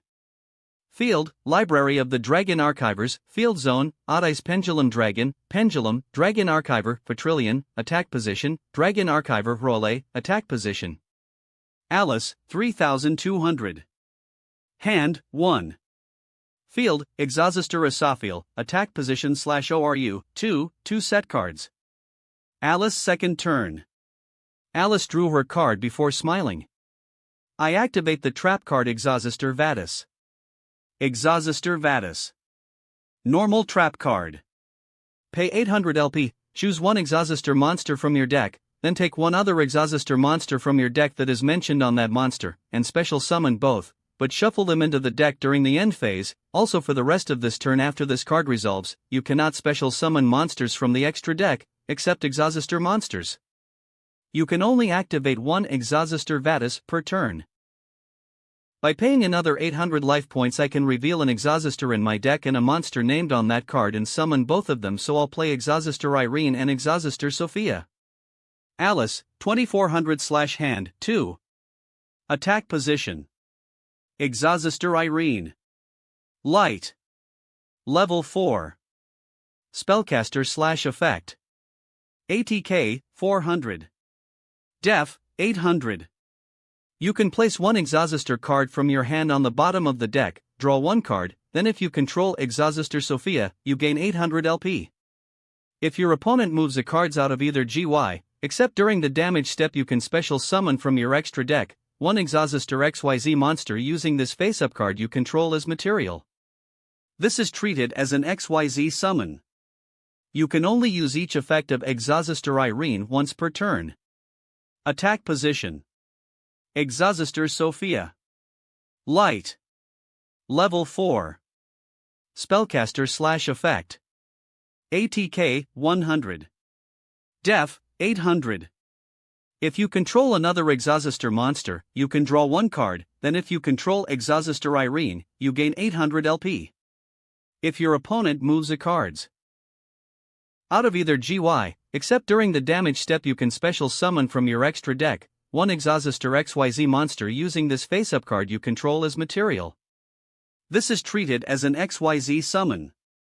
You can only use each effect of Exhauster Sophia once per turn. Does that mean you're summoning another XYZ monster? Timmy asked, seeing that. Well, yes, but before that I'll use Exhauster Sophia's ability. Since I have another Exhauster in play, I can draw a card. Alice answered, drawing. Plus, since I control Exhauster Irene, I also gain 800 life points. Alice, 3200/hand, 3. Then, Exhauster Irene's ability lets me place an Exhauster card in my hand on the bottom of my deck to draw a card, and then since I have Exhauster Sophia in play, I again gain 800 life points. Alice, 4000/hand, 3. Now I'll overlay Irene and Sophia in order to XYZ summon Exhauster Michaelis in attack mode. Attack Position. Exhauster Michaelis. Light. Rank 4. Warrior/XYZ. ATK, 2500. Def, 1800. 2 level 4 monsters. Cannot be destroyed by battle with a monster special summon from the GY. You can only use each of the following effects of Exhauster Michaelis once per turn. If you control this card that was XYZ summoned this turn by using an Exhauster monster as material, quick effect you can target one card your opponent controls or in their GY, banish it. You can detach one material from this card, add one Exhauster spell/trap from your deck to your hand. Oru, 2. 2500 this time? Timmy grunted as he glowed from Roale, and Library's effect activating a second time earlier. Timmy, 4600/hand, 1. Roale, LV, 5-4 is equal to 1. I activate Exhauster Michaelis' ability. Since I summoned her using an Exhauster this turn, I can banish one card you control, and I pick Dragon Archiver, Fatrillion. Alice stated. Widening his eyes, Timmy watched as Fatrillion vanished as he grunted. Sorry, but I think this duel is over. I overlay rank 4 Exhauster Asophiel and Exhauster Michaelis. Alice called as her two XYZ monsters entered the overlay network. I XYZ summon Exhauster's Magnifica. Attack position. Exhauster's Magnifica. Light. Rank 8. Warrior effect XYZ. ATK, 2800. Def, 2800. 2 rank 4 Exhauster XYZ monsters. Must be XYZ summoned with the above XYZ materials. This card can make a second attack during each battle phase. Once per turn, quick effect you can detach one material from this card, banish one card your opponent controls. When your opponent activates a card or effect, quick effect you can return one XYZ monster attached to this card that you own to the extra deck, then you can special summon that monster from your extra deck using this face-up card you control as material. This is treated as an XYZ summon. Transfer this card's materials to the summoned monster. Oru, 2. What the? Timmy asked, shocked, remembering he'd done something similar with Odd Eyes and Dark Rebellion. Exhauster's Magnifica needs 2 rank 4 Exhauster XYZ monsters as material. Alice explained. Though by using one overlay unit I can banish your Dragon Archiver Roale. Exhauster's Magnifica, ORU, 2-1. Roale vanished at this, leaving him defenseless as he grunted. Timmy, I win. Exhauster's Magnifica can attack twice every battle phase. Attack him directly. Alice called. The large XYZ charged forward as Timmy stared before he calling. I activate Swift Scarecrow's effect in my hand. By sending this card from my hand to the graveyard, the battle phase ends. The graveyard portal opened before what rose was a wooden scarecrow that took the attack, shattering as Magnifica flew back. I end my turn. Alice mentioned. Good luck, Exhauster's Magnifica is my most powerful monster. Alice's hand, 3/field, Exhauster's Magnifica, attack position /ORU, 1 set card. Timmy's second turn. Timmy nodded before drawing, my turn. He drew looking. Timmy. Anna whispered nervously. Seeing the cards he looked before getting an idea, nodding before calling, and I activate my Marketing Archive. Marketing Archive. Normal spell card. If you control no monsters, special summon one level 4 or lower Dragon Archiver monster from your deck in defense position to either player's field. If your opponent activates the effect of a Dragon Archiver monster while this card is in your GY, you can banish one card from your GY, add one Dragon Ritual monster, or one Archiver Ritual from your deck or GY to your hand. You can only activate this effect of Marketing Archive once per turn. With no monsters present on my field, I can take a level 4 or lower Dragon Archiver from my deck, and summon it to either my field or your field in defense mode. Timmy explained to her. Wait, but why would you summon a monster to my field? Alice asked curiously. You'll find out, cause I summon Kaitol to your field. At that, Kaitol rose up on Alice's field. Defense position. Dragon Archiver, Kaitol. Light. Level 1. Pendulum Scale, 3. Dragon Effect, Tuner Pendulum. ATK, 200. Def, 900. Pendulum Effect, Dragon Archiver monsters on the field gain 300 ATK.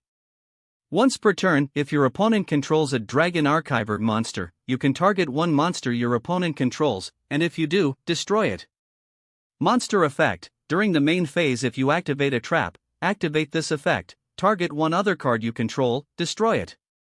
If this card is used as material for a summon of a dragon monster, you can target up to 2 monsters your opponent controls, destroy them. You can only activate this effect of Dragon Archiver, Kaitol, once per turn. Alice blinked looking at the monster. Then I activate Archive Draw, Timmy added. Archive Draw. Normal spell card. If you control no special summoned monsters, draw 1 card equal to the number of special summoned monsters your opponent controls, and if you, for the rest of the turn after this effect resolves, you cannot summon any monsters except dragon monsters. During your main phase, you can banish this card from your GY, special summon 1 Dragon Archiver monster from your hand to your opponent's field, and if you it is unaffected to spell/trap effects. You can only activate 1 Archive Draw once per turn. With no monsters special summoned on my field, I can draw cards equal to how many special summon monsters on your field, but I cannot summon monsters that aren't dragons this turn. Timmy said, drawing 2 cards. Oh, that's a really clever move. Alice smiled. Timmy looked at his drawn cards before saying, "Alright, I'll summon Dragon Archiver, Relato." Relato rose up at this, readying his tome. Attack position. Dragon Archiver, Relato. Dark. Level 4. Pendulum Scale, 7. Dragon Effect Pendulum. ATK, 2000. Def, 1900. Pendulum Effect. Dragon Archiver monsters cannot be targeted by your opponent's card effects. Once per turn, if your opponent doesn't control a Dragon Archiver monster, you can target 1 monster on the field, negate its effects until the end phase. Monster Effect. When this card is summoned, target 1 level 4 or lower monster your opponent controls, take control of that target until the end phase. If this card is used as material for a summon of a dragon monster, your opponent cannot target the summoned monster with card effects. You can only activate this effect of Dragon Archiver, Relato, once per turn. Thanks to him, Kaitol has to come to my side. Timmy said, pointing at Kaitol, Library's effect activates. Timmy, 4900/hand, 1. Alice's eyes widened seeing that. Then I use Archiver Synchro. Timmy called. At that, what rose was what seemed like a Stuzzle, an Yggdrasil staring on in a crystal ball like orb, what looks like a vision of a Synchro summon. Archiver Synchro. Normal spell card. If you Synchro summon a Dragon Synchro monster, you can use Dragon Archiver monsters from either side of the field to the GY as Synchro materials, including at least 1 tuner.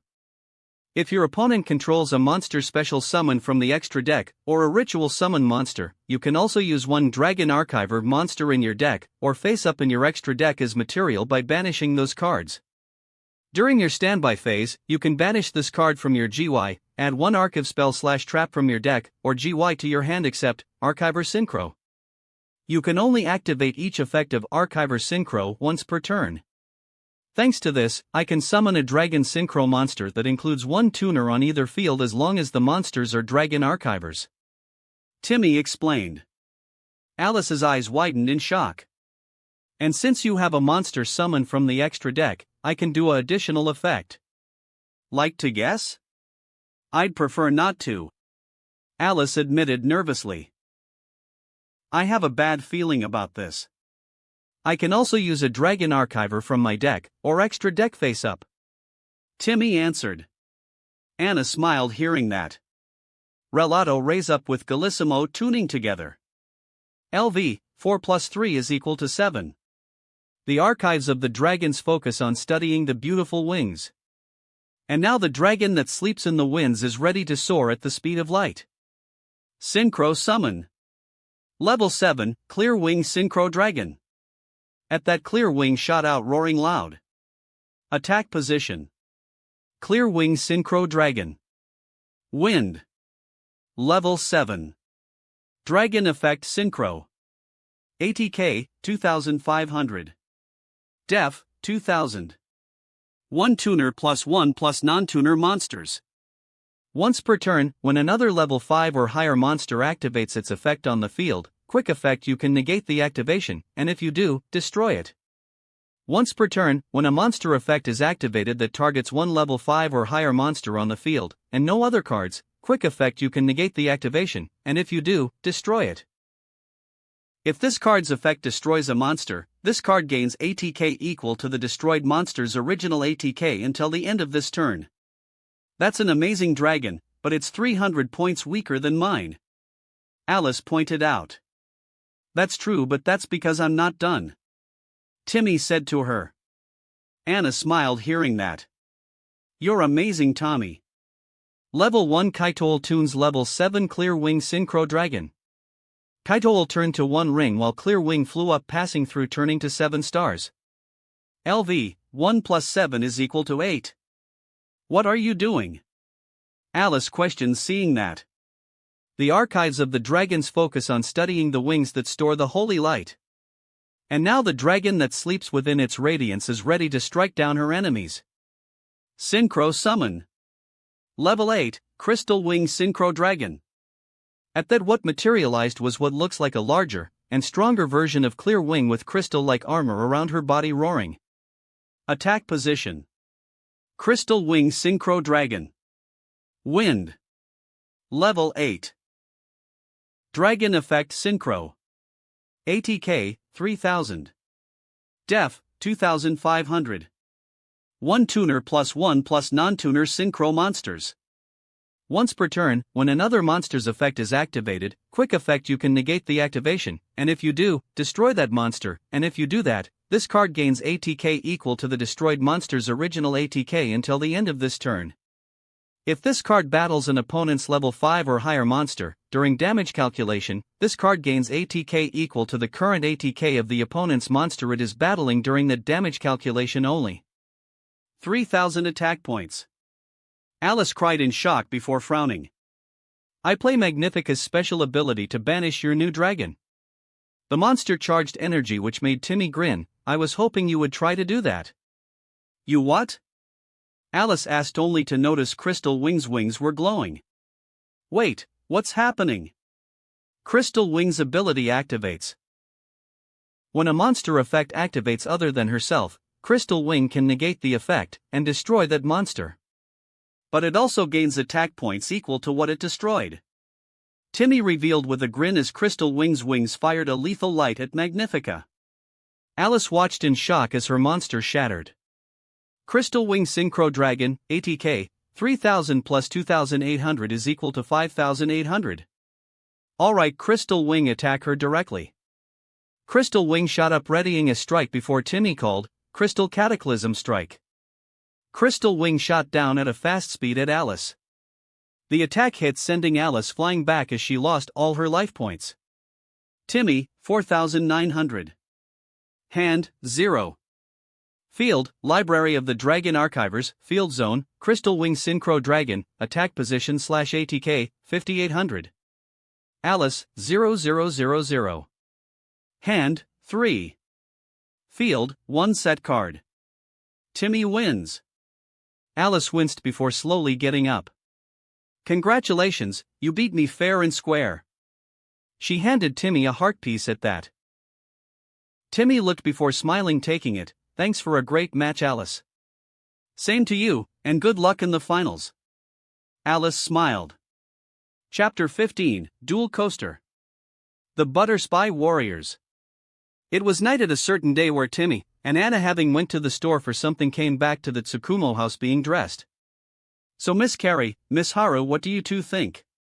Said two, looked over seeing Anna and Timmy in formal clothing, where Anna is wearing a sleeveless red dress with elbow-long fingerless red gloves while having on slippers, and has her hair combed down with lipstick on.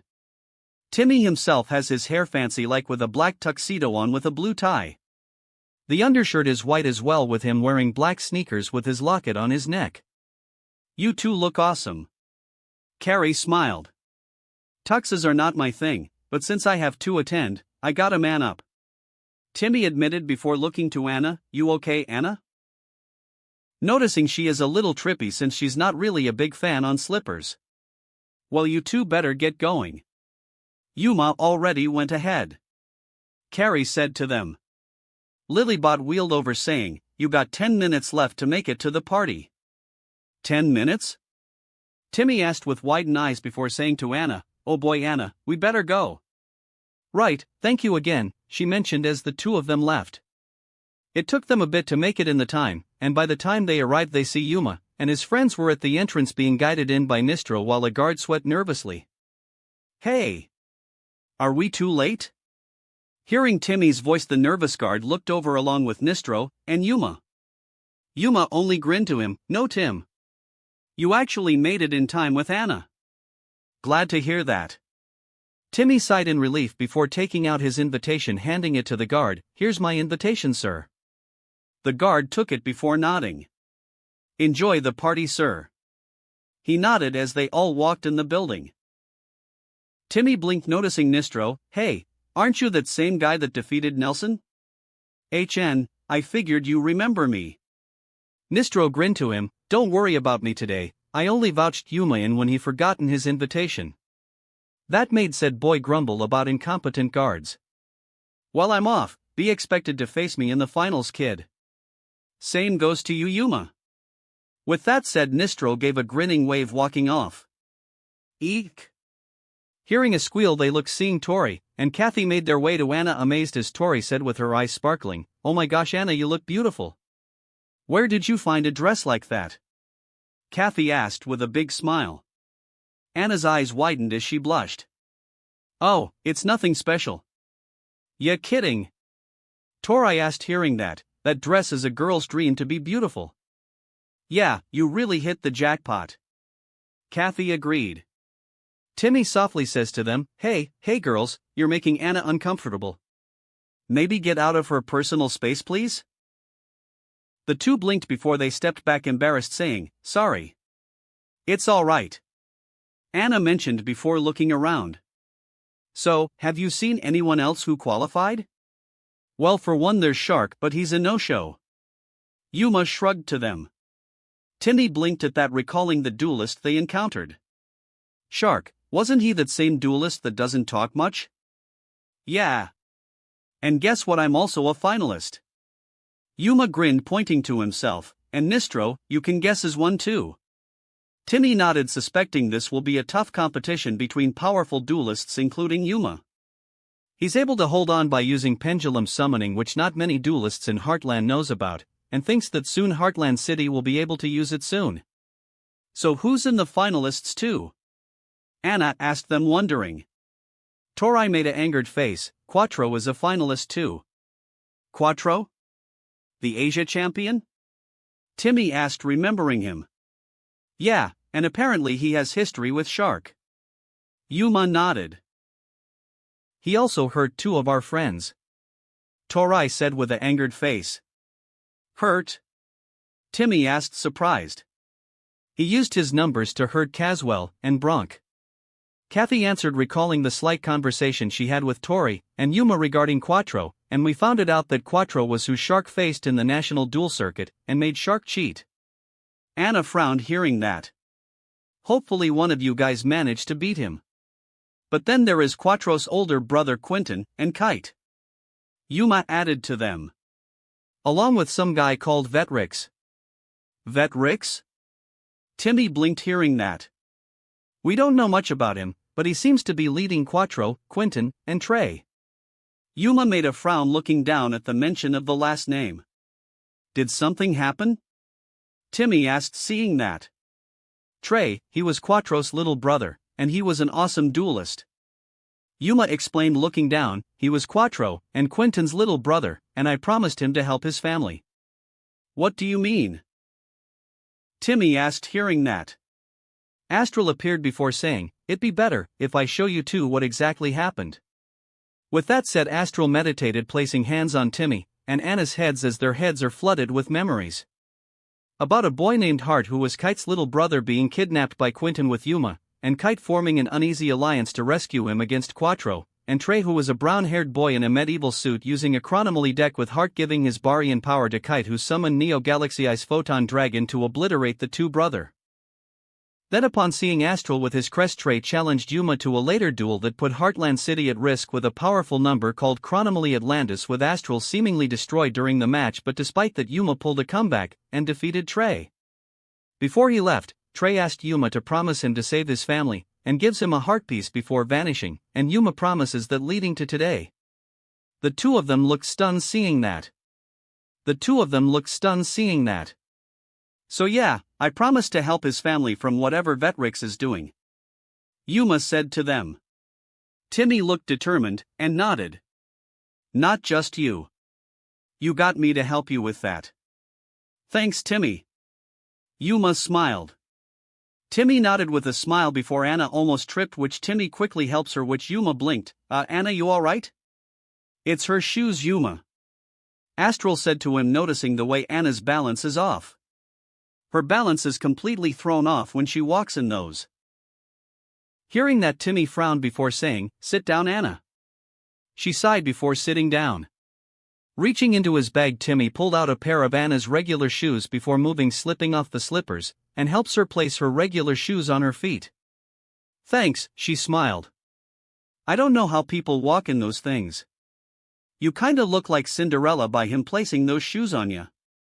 Torai admitted with a smile. Anna's eyes widened as she blushed. Timmy also blushed when he heard that before admitting, well, we're like the prince and Cinderella, right? Of course you are. Torai smiled. Well then. He stood up, offering a hand to Anna. Would you like to dance with me, princess? Anna smiled. That sounds nice. Taking his hand, he helps her up before starting to dance, with Timmy having one arm on Anna's hip, and the other in her hand, softly dancing the waltz, which she notices. She smiled gently as they danced together. I didn't know you can dance like this, Anna. Timmy admitted to her. I've practiced before, she admitted, only to frown. Timmy, are you okay? That made her boyfriend look confused. Competing in this tournament, it isn't bringing back any painful memories, is it? She asked him gently. Not really. He admitted to her, recalling all the memories in his times in tournaments. Whenever I enter a tournament like this, I usually think of having fun, and if I lose, then not a big deal. That's true, cause whenever he enters a tournament, he always looks forward to facing strong opponents, and having fun in his matches. The prize for the tournaments don't really matter to him as long as he has fun, and face tough duelists, then that's all he wanted. If he does win the prize, which was commonly money, he would just give it away to charity instead of keeping it. That was before he had to move in with his parents, which pretty much his dueling career limited, and him entering tournaments a not allowed thing. The money he does keep that he plans to donate, or pretty much forced him to keep by his parents. But overall, no bad memories about tournaments for him. That's good. Anna smiled softly. They kept dancing with smiles before the record was scratched, and they looked, seeing someone running from guards colliding into the cake, which made frosting fly everywhere, including Mr. Heartland, who just arrived looking really annoyed, but the chase continued with Yuma. Timmy, seeing this, laughed. Now that's one way to have a party. Taking some frosting off his cheek, he licks it off. Always good to have cake in whatever form. True. Anna chuckled. Well, I'm hungry. Wanna grab some pizza? Timmy asked her with a smile. That sounds like a plan to me. Anna smiled. With that, the two had fun despite the chase going on, having pizza together. Overall, best party night. The next day, Timmy was in front of a mirror in his normal clothes, readying. Today is finally the day. The finals of the World Duel Carnival are now here, and Timmy was making sure he's ready for the big day that is to where a champion will be decided today. As he was readying, Anna, who he didn't notice, wrapped her arms around him, which made him jump, startled from not noticing her before. Good luck, Timmy, she smiled gently. Timmy smiled back before getting out his heart piece with a smile before placing it in his bag as they walked together to the arena where the finals take place. When they arrive, they see a lot of duelists, and a really large crowd as they're cheering with fireworks, cheerleaders, circus stars, and whatever else. Timmy swallowed nervously, since this is his true first time into a real big tournament like this. Anna gently squeezed his hand before he walked over to the other finalists.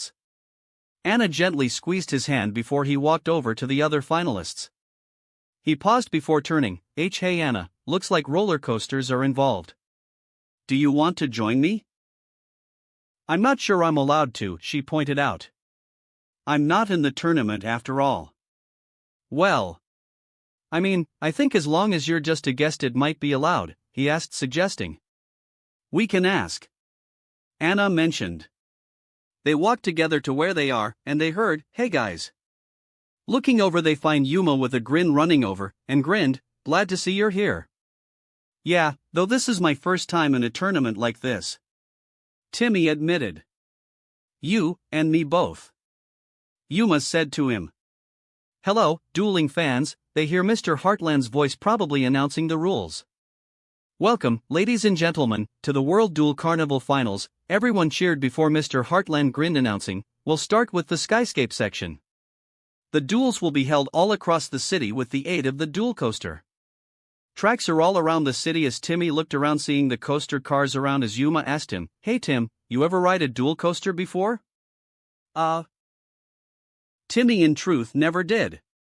He turned to Anna. "Does riding on your rocket count, Anna?" "I don't think so," she admitted. The three head down as Mr. Heartland announced, "It's the moment you duel devotees have been waiting for. Our 23 finalists are ready to use all their knowledge and skills in the ultimate test of dueling agility." He then added to them, "But only one of them will emerge as our first World Duel Champion ever." The crowds cheered at that as Timmy said to that, 23 huh? So including myself, that means I have 22 opponents left. 21 opponents, Yuma mentioned.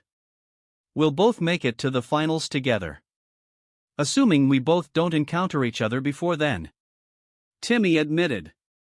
"I guess that's true." Yuma nodded as they turned to hear how the finals would work. Before then, Timmy felt a shift while Yuma and Astral blinked as Astral asked Yuma, "What was that?" Timmy looked around before noticing someone. "It's him." Curiously, they looked over, noticing Kite as they're looking intently at someone. "Kite," Yuma whispered. "Timmy, if you duel him, be careful around his Neo Galaxy eyes," Astral told him seriously. Timmy nodded to him. "K, will do." "Well, besides Kite, it's so cool seeing all these duelists here."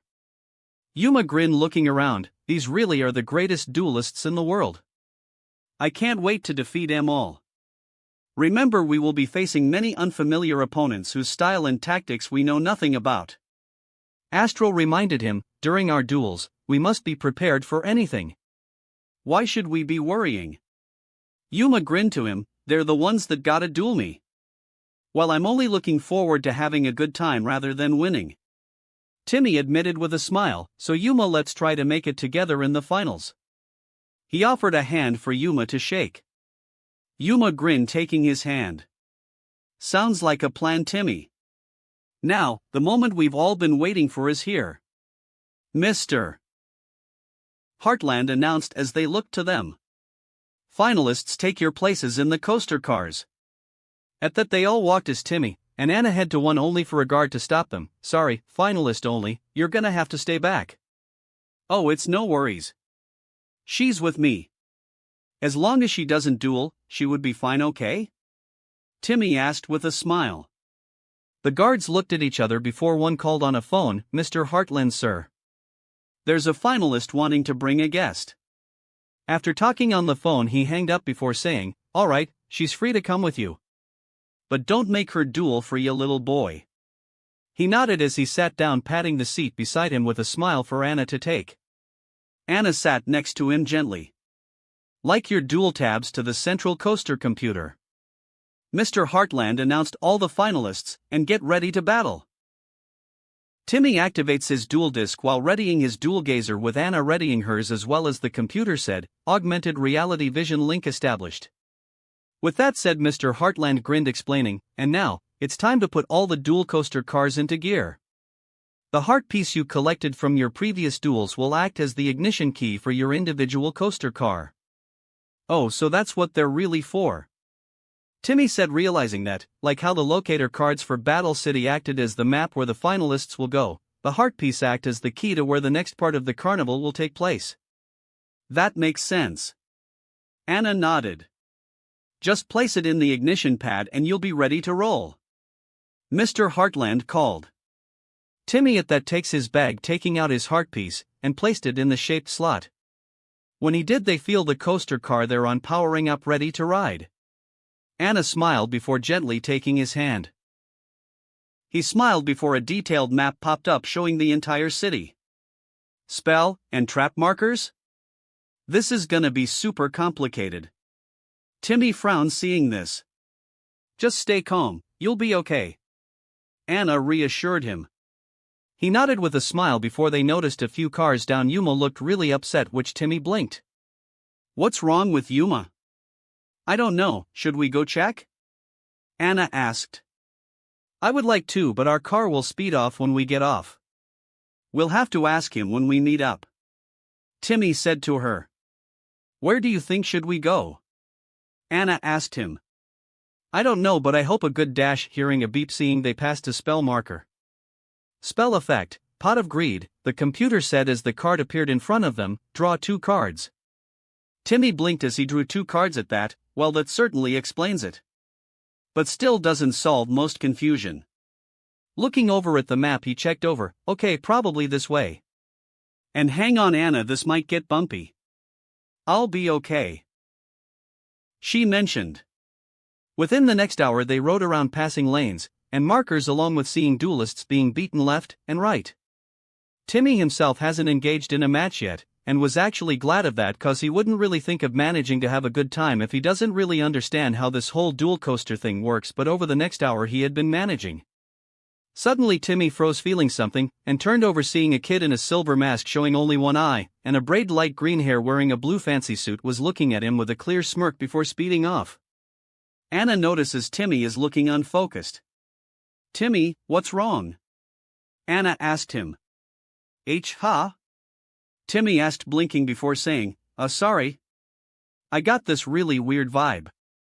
Are you sure you're okay? She frowned seeing that. Positive. Timmy assured with a smile as they pass through an underground segment for another 10 minutes before they hear a beeping on the map. Curious, they looked at the map. A lane was at the side with a marker saying, Dual Field. Dual Field, I guess this is where we get off. Anna suggested. Timmy nodded in agreement as they head off, entering the field where they see what looks like a ruined city was around as the coaster stopped nearby before another coaster stopped where the occupants stepped off. Who was on the second coaster was Dextra. /N, Bopdog 111. I know that Dextra would be against Vet Rix at this point, but Timmy had barely defeated Kite, so Dextra would want to avenge her crush's defeat, and plus I personally feel like Vet Rix blanking her memory was unneeded. Timmy flinched seeing her glare at him. Oh, and it looks like young Timothy Wixon has landed in the remains of the field spell, Overclocked City. Mr. Heartland announced as a field spell card emerged. Overclocked City. Field spell card. Monsters special summoned from the extra deck are unaffected to the effects of spell/traps controlled by their opponents. During the standby phase, if the turn player controls a monster special summoned from the extra deck, they can add 1 card from their deck to their hand. During the end phase, if the turn player does not control a monster special summoned from the extra deck, they must send their hand to the GY. Here's how this special field works. Monsters from the extra deck cannot be affected to the effects of spell or trap cards their opponent tries to use on them. In addition, in the standby phase, if the turn player has 1 on their field, they can take a card from their deck to place in their hands. And finally, if the turn player doesn't have 1 during the end phase, they must get rid of their hand. Mr. Heartland announced for everyone to hear. A field spell that depends on the extra deck, huh? Timmy asked, interested hearing that. That sounds perfect for you. Anna smiled. Timmy turned to Dextra and slowly bowed. Let's have fun, miss. Dextra only glared as Mr. Heartland announced, all right, let's start the battle in this destroyed city. Duelists, get ready to battle. Timmy and Dextra prepared their duel discs, readying. Duel. Dueling theme, Fireflight by Unbreakable. Timmy, 4000. Hand, 5. Field, nothing. Dextra, 4000. Hand, 5. Field, nothing. Let the duel commence.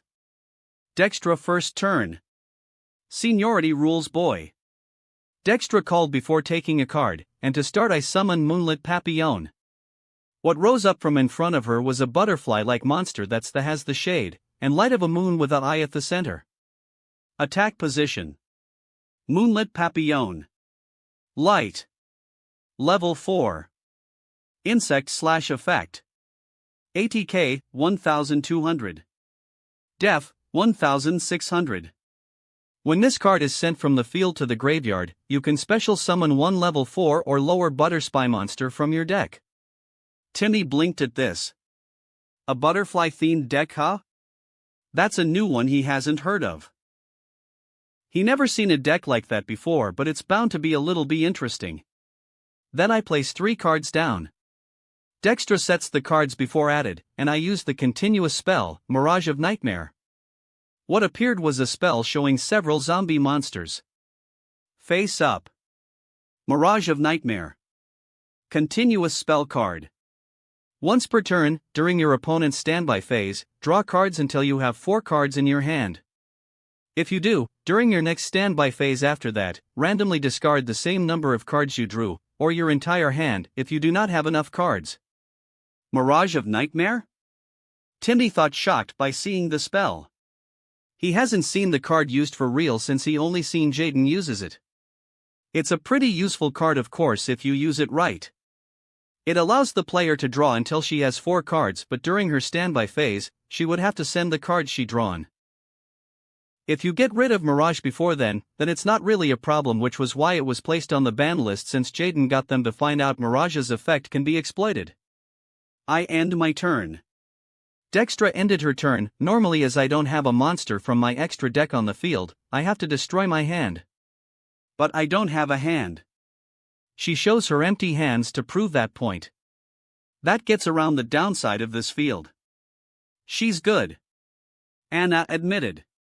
Dextra's hand, 0/field, Moonlit Papillon, Mirage of Nightmare, face up, 3 set cards. Timmy first turn.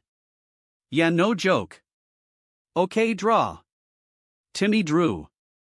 Dextra at that called, then Mirage of Nightmare's effect activates. The continuous spell glowed. During your standby phase, I can draw cards from my deck until I get 4. Dextra drew 4 cards looking but doesn't do anything else. She's definitely got something to get rid of Mirage. Timmy thought at that before looking at his hand. No pendulum scale. Well, I can't wait here. I gotta make my move. With that in mind, he takes a card calling. Alright, I use Dragon Scale Archiving. His continuous spell appeared. Face up. Dragon Scale Archiving. Continuous spell card. When this card activates, place 2 Dragon Archiver monsters with different names from your deck in your pendulum zones. For the rest of this turn after this effect resolves, you can only special summon once. Once per turn, when a Dragon Archiver monster on the field activates its effect, the player that activated that monster's effect gains 1000 LP. You can only control 1 Dragon Scale Archiving. When this card activates, I can place 2 Dragon Archivers from my deck to my pendulum zones as long as their levels are different. Timmy explained to Dextra. Perfect. Dextra thought, hold that thought, I use Double Cyclone. Double Cyclone. Quick play spell card. Target 1 spell/trap you control and 1 spell/trap your opponent controls, destroy them. Huh? Timmy asked, hearing that. I take 1 card on each of our fields, and destroy them. Dextra called as both the continuous cards were destroyed together as Timmy grunted, and since your spell's effect wasn't fully activated, you don't get to use its effect to place those cards in your pendulum zones. Not good. Anna frowned seeing that. Timmy grunted at this. Not only did she destroy Mirage to avoid its bad effect, she also prevented him from pendulum summoning. At least for now. But how did she anticipate this? Deciding not to worry, he takes a card calling. In that case, I summon Dragon Archiver, Astuzel. At that, Astuzel popped up readying. Attack position. Dragon Archiver, Astuzel. Dark. Level 4. Pendulum Scale, 6. Dragon Pendulum Effect. ATK, 1400. Def, 1100. Pendulum Effect, Dragon Archiver monsters on the field gain 300 ATK. Once per turn, if your opponent controls a Dragon Archiver monster, you can destroy 1 spell/trap they control. Monster Effect, during the end phase. Banish one card from your opponent's GY.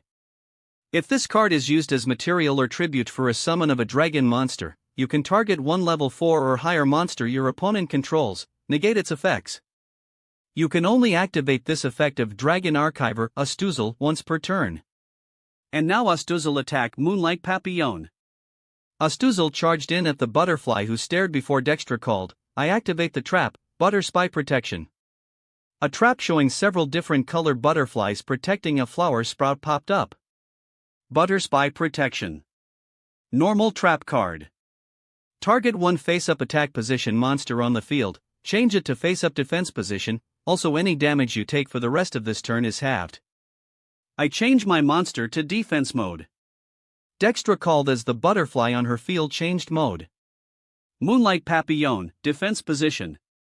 With the sudden mode changed, Astuzel was blocked from the barrier while Timmy grunted a bit. Timmy, 3800/hand, 4. Anna frowned seeing that. She's too prepared for Timmy's deck. Something's wrong. Timmy with no other choice sets a card, I place one card down, and end my turn. The mandatory effect of Astuzel banishes Butter Spy Protection from your graveyard. Said trap in Dextra's graveyard vanished. That's not the only thing being gone. With no extra deck monsters on your field, you have to get rid of your hand. Timmy grunted looking at his hand at the woman's words. With no other choice he sends the 3 to the graveyard. Oh boy, Duel fans, Dextra had not only prevented Timothy from using his greatest skill, she also avoided that attack, and destroyed his hand. Mr. Heartland announced to the audience, it is safe to say that Dextra is too good for him. Either that, or she knows what I'm doing. Timmy thought it that. Timmy's hand, 0/field, Dragon Archiver Astuzel, attack position, 1 set card. Timmy, 3800. Hand, 0. Field, Dragon Archiver Astuzel, attack position, 1 set card. Dextra, 4000. Hand, 4. Field, Moonlight Papillon, defense position, 1 set card. Dextra second turn. My turn draw. Dextra drew looking before saying, I summon Swallowtail Butterspy. What popped up was a female warrior having 2 blades in her hands with orange butterfly wings flying beside Moonlight Papillon. Attack position. Swallowtail Butterspy. Dark. Level 4. Warrior/effect. ATK, 1800. Def. 1200. When another monster you control inflicts battle damage to your opponent, target one face-up monster your opponent controls, it loses ATK equal to the battle damage inflicted. Then I use the effect of Blue Mountain Butterspy in my hand. Dextra called revealing a second card, when I normal summon a warrior, I can summon this card from my hand. What rose up was a blue version with twin-bladed daggers. Attack position. Blue Mountain Butterspy. Dark. Level 4. Warrior/effect. ATK, 0. Def, 1700. Cannot be normal summon/set. When you normal summon a warrior monster, you can special summon this card from your hand. Cannot be used as synchro material. 3 level 4 monsters. Anna frowned. And now I overlay level 4 Blue Mountain and Swallowtail. Dextra called as the 2 glowed flying in the overlay network. With these 2 monsters, I build the overlay network. The overlay network shattered, revealing the monster. Butterfly Assassin touched with the Galactic Knight. Dance in the Eternal Darkness. XYZ Summon. Come, Photon Alexandra Queen. What rose was a female warrior outfitted with hot pink butterfly wings and large claws readying to fight. Attack position. Photon Alexandra Queen. Light. Rank 4. Warrior effect XYZ. ATK, 2400. Def, 1200. 2 level 4 Butterspy monsters. You can detach 1 XYZ material from this card, return all monsters on the field to the hand, then inflict 300 damage to each player for each card returned to their hand. Oru, 2. Wait, Photon? Timmy asked, hearing that, remembering the only duelist who uses them. Anna's eyes widened. Wait, you're working with Kite? Indeed I am. I also knew you were the duelist that defeated him. Dextra confirmed, glaring at Timmy. Oh, is he all right? Timmy asked her. He's looking forward to crushing you when you face him again, but in the meantime I will avenge his loss that you gave him, Dextra declared to him. Anna blinked, hearing that, before her eyes widened. That, oh. Anna? Timmy asked her, hearing that. What is it? Anna was looking at Dextra. You're trying to avenge Kite, because you have feelings for him, right? Timmy looked toward Dextra, surprised, while said woman turned a little red but still retained her stare at this before nodding to confirm it. That explains a lot, Anna admitted. Oh. Now realizing what's going on, Timmy turned to his opponent. Miss Dextra, I didn't mean to do that to Kite, it just, to be fair, he tried to attack me, and take my soul. I know. But it doesn't change what I'm feeling, Dextra said to him with a glare. Then she said, do you know why he's doing this? Cause of his brother? Hart? Yeah, Yuma told us about him. Timmy answered at that. Kite doesn't care if his life's in danger, he would rather see his brother healthy and well, Dextra explained to him, and collecting the numbers are a way to do it. Hart's life is barely hanging by a thin thread, and Kite's killing himself to get them as best as he can. He's dying? Timmy asked in shock, hearing that, looking down, recalling what Yuma and Astral told him happened to Hart. His photon transformation. Dextra explained to him, it negates the effects the numbers have a person's body, but the more he uses it, the more damage it will deal with his body. He is reaching his limit with this tournament going on, but he doesn't care. He would rather see his brother fully recover than take care of his health. She looked down at this, it's why I find him great. Other reasons is that he's a really powerful duelist, and no matter the obstacle he always managing to win. She then glared at him, until you fought him, and defeated him. You made him think he's not strong enough to help Hart. What do you have to say about that? Timmy flinched, and being completely honest, he felt like he deserved it. He didn't know who Kite was before, but now that Dextra was telling him everything, he feels really terrible about beating Kite in his match with him if all he was doing was collecting the numbers without caring for the effects his body is taking from the photon transformation, and only caring for his brother's health recovering. He looked down with shadows over his eyes before he said to Dextra, you're right. Dextra and Anna looked at him before he said, about me having no right to say anything about this. But me and him are more alike than you might think. Timmy, Anna whispered. A couple years ago, I only lived with my grandmother. She was all I had who cared for me, Timmy said to Dextra, who looked surprised. He continued his part, explaining to her, she had several problems with her health, but like Kite, she didn't care. She only wanted me to be happy and have a peaceful life. Even if she takes money out of her checks to pay for her medical bills, she takes them to instead make sure I'm happy. He looked down as tears built in his eyes. I didn't knew she was using her main money for my happiness. She won the court battle to win custody of me, and wished for me to be helpful and be a normal kid instead of a snob. His shoulders start shaking as he said that, trying to keep his emotions in. When she died, I don't know what else to do. The next years were the worst in my life. My parents, they tried to undo everything she done, to make me their image. His eyes closed tight as tears escaped. They failed, but the memory of what they done is too hard to forget. A darkness almost swallowed me whole. But then he turned to his girlfriend, Anna. She rescued me from that same darkness that threatened to take me. He looked down. My grandmother, she's gone, but I will still live on. And with the hopes that I will prevent others from being separated with all they care about. He looked back at Dextra. So you're right. I don't have any right to say about me and Kite, but in the end me, him, Hart, and my grandmother, we're all in the same boat. Unaware to them, Kite was listening in at a different area with Aribital, and they were astonished on what they just listened to. Same to a crazy blonde-haired man wearing a suit who looked completely stunned from what he heard. Back at the field, Timmy was looking down with shaking shoulders while both girls looked at him stunned from him admitting everything he just said. Anna just gently hugged him before frowning. "Timmy, let's go." He looked to her, hearing that with tears in his eyes. "You've done enough," she whispered. "You don't have to duel anymore, let's just go home." He looked at her before shaking his head, saying, "Anna, I still have a promise to keep." Anna shook her head before kissing him gently. "It's okay, I promise, Timmy." "Anna, I'm still gonna keep going," Timmy said to her, looking at her before kissing her back. "I want to keep going."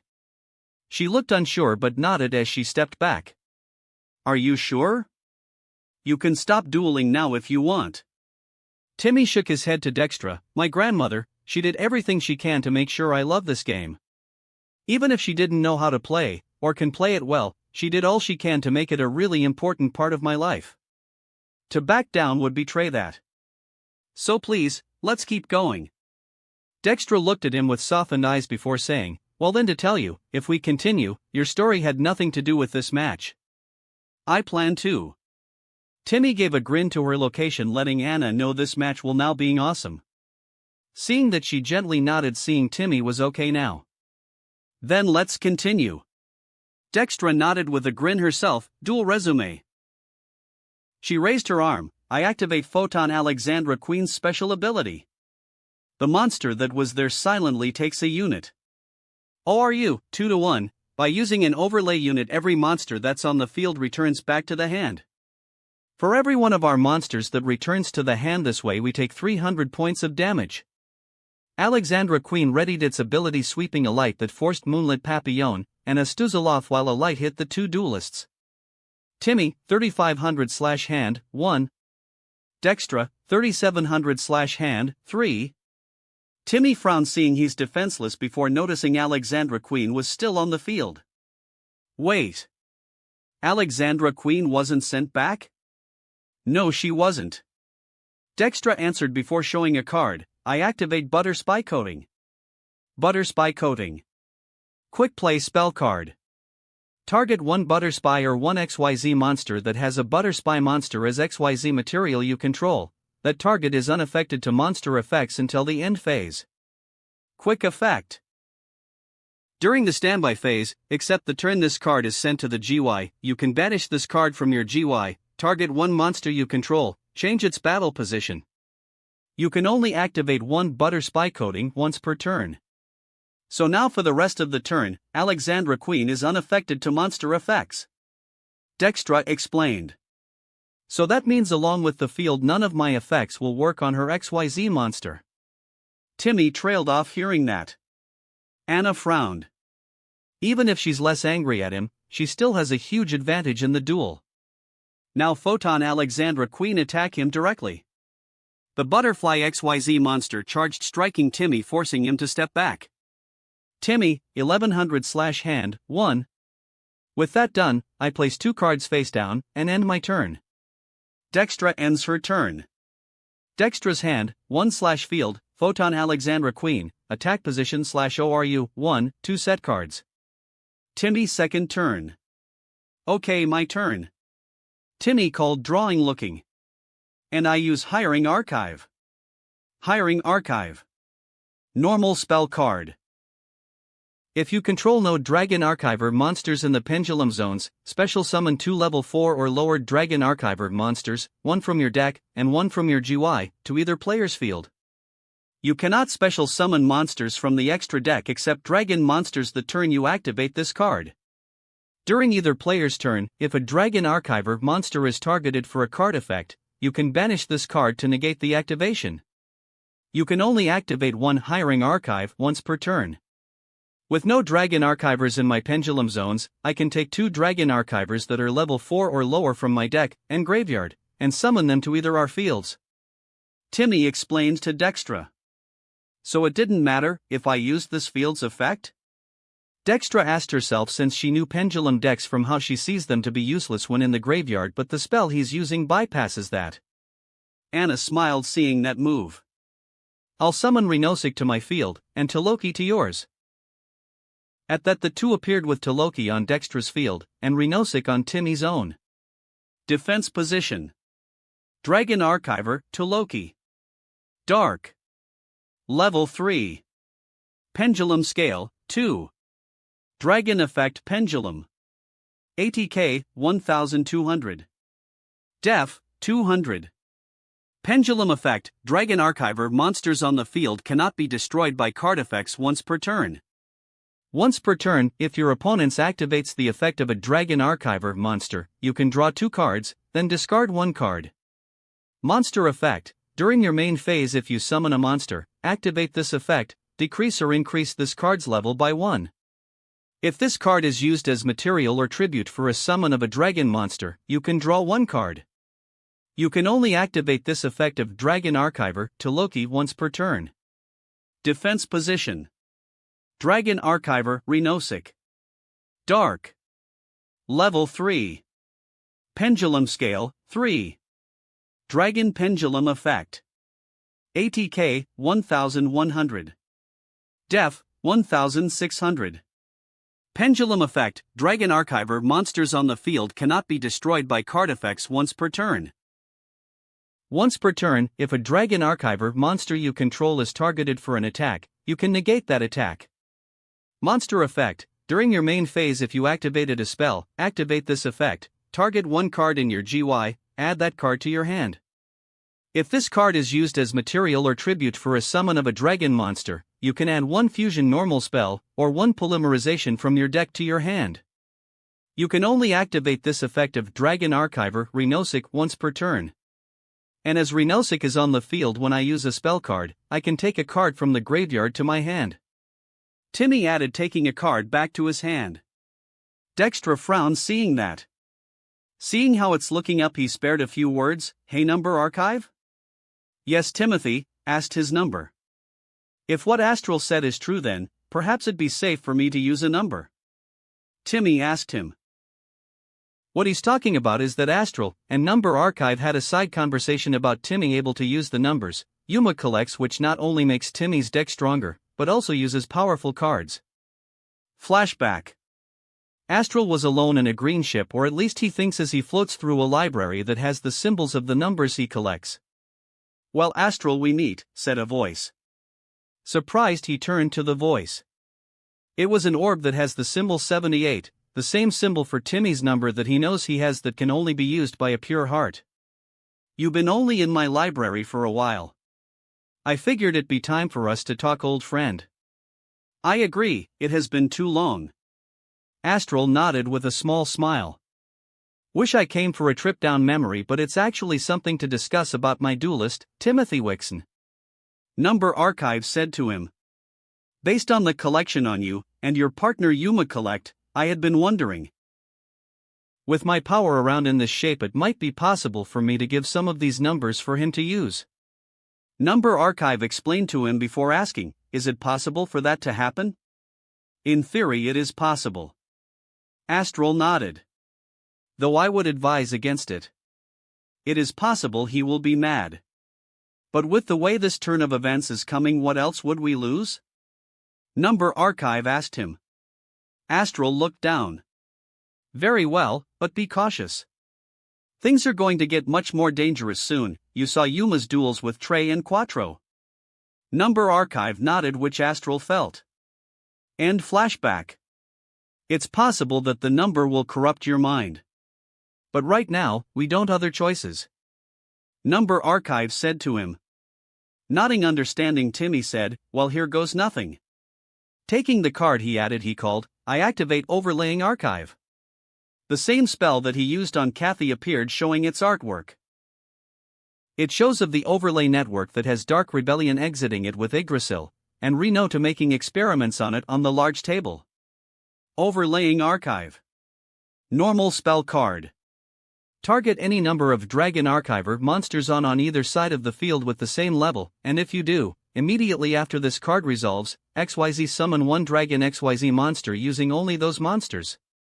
During your main phase, you can banish this card, and 1 monster from your GY, target 1 face-up XYZ monster you control, and 1 level 5 or higher monster you control. That XYZ monster's rank becomes equal to the level of that level 5 or higher monster, until the end of this turn. Then this turn, you can use it as an XYZ material for an XYZ summon using its rank as if it were a level. You can only activate each effect of overlaying archive once per turn. So now I take any number of dragon archivers on the field with the same level, and XYZ summon using them. Timmy explains to Dextra. Her eyes widen staring at the two dragons he summoned with his first spell. Her eyes widen staring at the two dragons he summoned with his first spell. Toloki and Renosic glowed flying in the overlay network. The archives of the dragons focus on studying the streaming vapors. And now the dragon that sleeps in the darkened ocean is ready to tighten its grip. XYZ summon. Rank 3, number 17, Leviathan Dragon. What rose was a sealed form before it unfurled, revealing a blue-scaled serpentine dragon that has two horns on both sides of its face, with one having a yellow 17 on it. It also has 3 sets of arms, each shaped as fins roaring. Attack position. Number 17, Leviathan Dragon. Water. Rank 3. Dragon Effect XYZ. ATK 2000. Def 0. 2 level 3 monsters. Cannot be destroyed by battle, except with a number monster. Cannot attack directly unless it has material. Once per turn, you can detach one material from this card, it gains 500 ATK. Oru, 2. What? Dextra questioned in shock. That number was in his possession, not yours. It's complicated. Timmy added to her. After a few seconds he feels nothing, which made him blink. Leviathan Dragon isn't trying to take me? No, and none of them will, a familiar voice said into his mind. He blinked at that. Was that you, number archive? Yes, but right now you should focus on this duel. Number archive told him. Nodding, Timmy turned back, calling, the effects of Renosic and Toloki activate. The overlay units on Leviathan Dragon glowed as he said, since they're used to XYZ summon a dragon, I can use their optional effects. First, Toloki allows me a draw. He drew before adding, then Renosic takes a fusion card to my hand. He adds Archiver Fusion at that, showing it to Dextra, then I activate Leviathan Dragon's ability. Leviathan Dragon takes an overlay unit in his mouth, roaring. It allows him to gain 500 points. Timmy called. Leviathan Dragon, ATK, 2000 plus 500 is equal to 2500. And now Leviathan Dragon attack with Shock Stream Blast. Leviathan Dragon charged a blast, firing it at Photon Alexandra Queen, who stood ready as Dextra called to him. I activate the trap, half shut. Half shut. Quick play spell card. Target one face-up monster on the field, it cannot be destroyed by battle this turn, also its ATK is halved until the end of this turn. I take one monster on the field, and cut its attack points in half to protect it from battle this turn. Alexandra Queen, ATK, 2400/2 equals 1200/ cannot be destroyed by battle. The blast hit, striking Alexandra Queen while Dextra stepped back, feeling the hard force. Dextra, 2400/hand, 1, but Alexandra Queen is still standing after brushing off her shoulder. Anna blinked. Why did she do that? It's cause of the field overclock city, Anna. Timmy explained to her, she would have used it on Leviathan Dragon, but since Leviathan Dragon is summoned from the extra deck, and she's its opponent, half shut would do no effect on it. Oh yeah, the field. Anna nodded. That explains why she didn't win just then. Most duels don't start with a universal field spell, to be fair. Timmy nodded in agreement.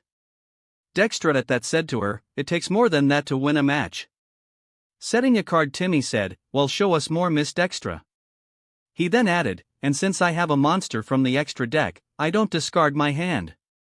Timmy's hand, 2/field, number 17, Leviathan Dragon, attack position /ATK, 2500/ORU, 1, 2 set cards.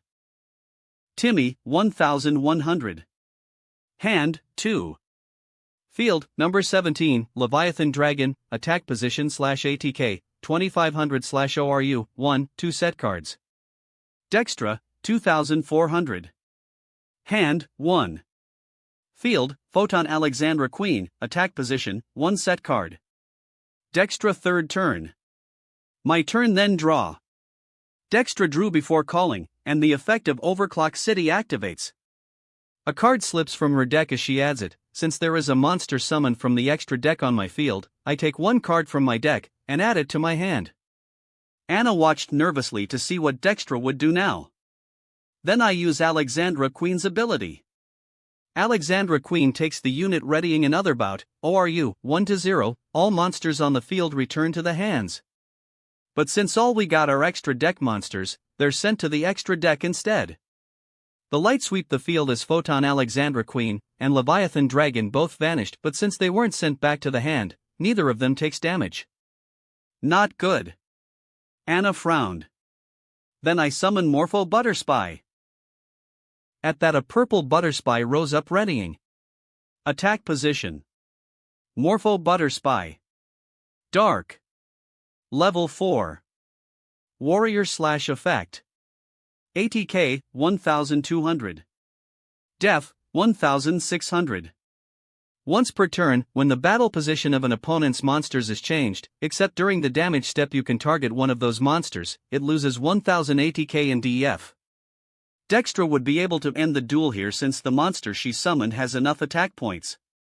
But from seeing her opponent's face down, he would use it to stop the attack, so instead of attacking straight away she will instead do something else, then the effect of Blue Mountain in my hand. You already know her. The same Butterspy popped up. Blue Mountain Butterspy, attack position. Now I overlay both my Butterspies. Dextra called as the two glowed flying in the overlay network. Night Assassin that is gifted the galactic light. Dance through the darkened galaxy, to sweep away.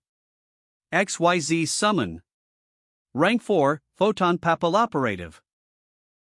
What rose was a new XYZ monster that has on a purple face mask wearing a orange dress having blades that have two curved blades on it with black butterfly wings having a purple and hot pink at the middle and a yellow circle at both tops. Attack position. Photon Papilloperative.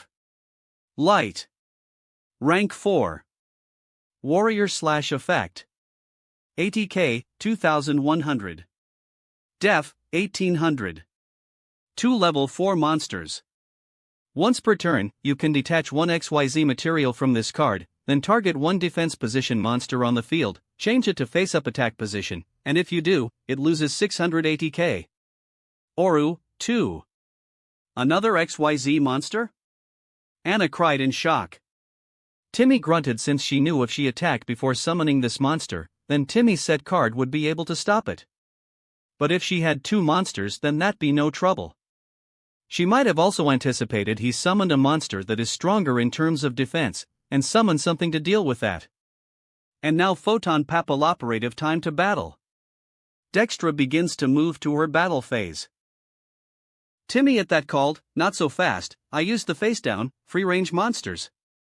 A trap that shows several monsters that have freedom popped up. Free range monsters. Normal trap card. During the main phase, immediately after this effect resolves, normal summon/set one monster. So now, I can normal summon a monster from my hand. Timmy explained, so now, I summon a Stuzzle face down. He quickly summoned the monster Alexandra returned the first time on the field protecting himself. Dextra had other plans, however, that won't help you. Timmy looked confused as she called, Photon Papilloperative's effect activates. Papilloperative takes a unit in her blades. ORU, 2-1, so now it targets one monster on your field, and forces it to attack mode. But the added benefit is that it also loses 600 attack points. Timmy's eyes widened hearing that. Astuzel was forced up looking confused before shuddering. ATK, 1400 minus 600 is equal to 800. And now Papilloperative attack Astuzel. Papilloperative charged in only for Timmy to call, trap, half unbreak. At that a trap showing a warrior defending against a large attack with bubbles on it popped up. Half unbreak. Normal trap card. Target one monster on the field, this turn, that monster cannot be destroyed by battle, also any battle damage you take from attacks involving that monster is halved. So now Astuzel can't be destroyed, and I only take half the damage involving him. Astuzel cannot be destroyed by battle / halves all battle damage. The attack struck as Timmy knelt down. Timmy 0450/hand 1. Anna let out a sigh of relief hearing that. You're pretty tough. I can see why Kite was beaten by you, Dextra admitted to him as Timmy slowly stood back up. But you got only one monster, no face-down cards, and only one card in your hand. Do you still think you can turn things around? Honestly, I don't know, Timmy admitted before saying, but if any of my matches tell me one thing, it's to not give up until the last life point is gone. As long as I have just even one, I am still in. Dextra couldn't help but smile at that. Then show me what you can do. I end my turn.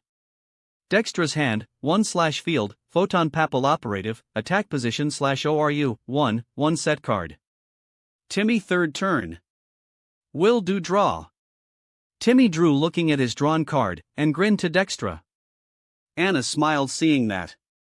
Dextra looked confused why he's smiling, which Timmy raised the card. I activate Archiving Clone. Archiving Clone. Normal spell card.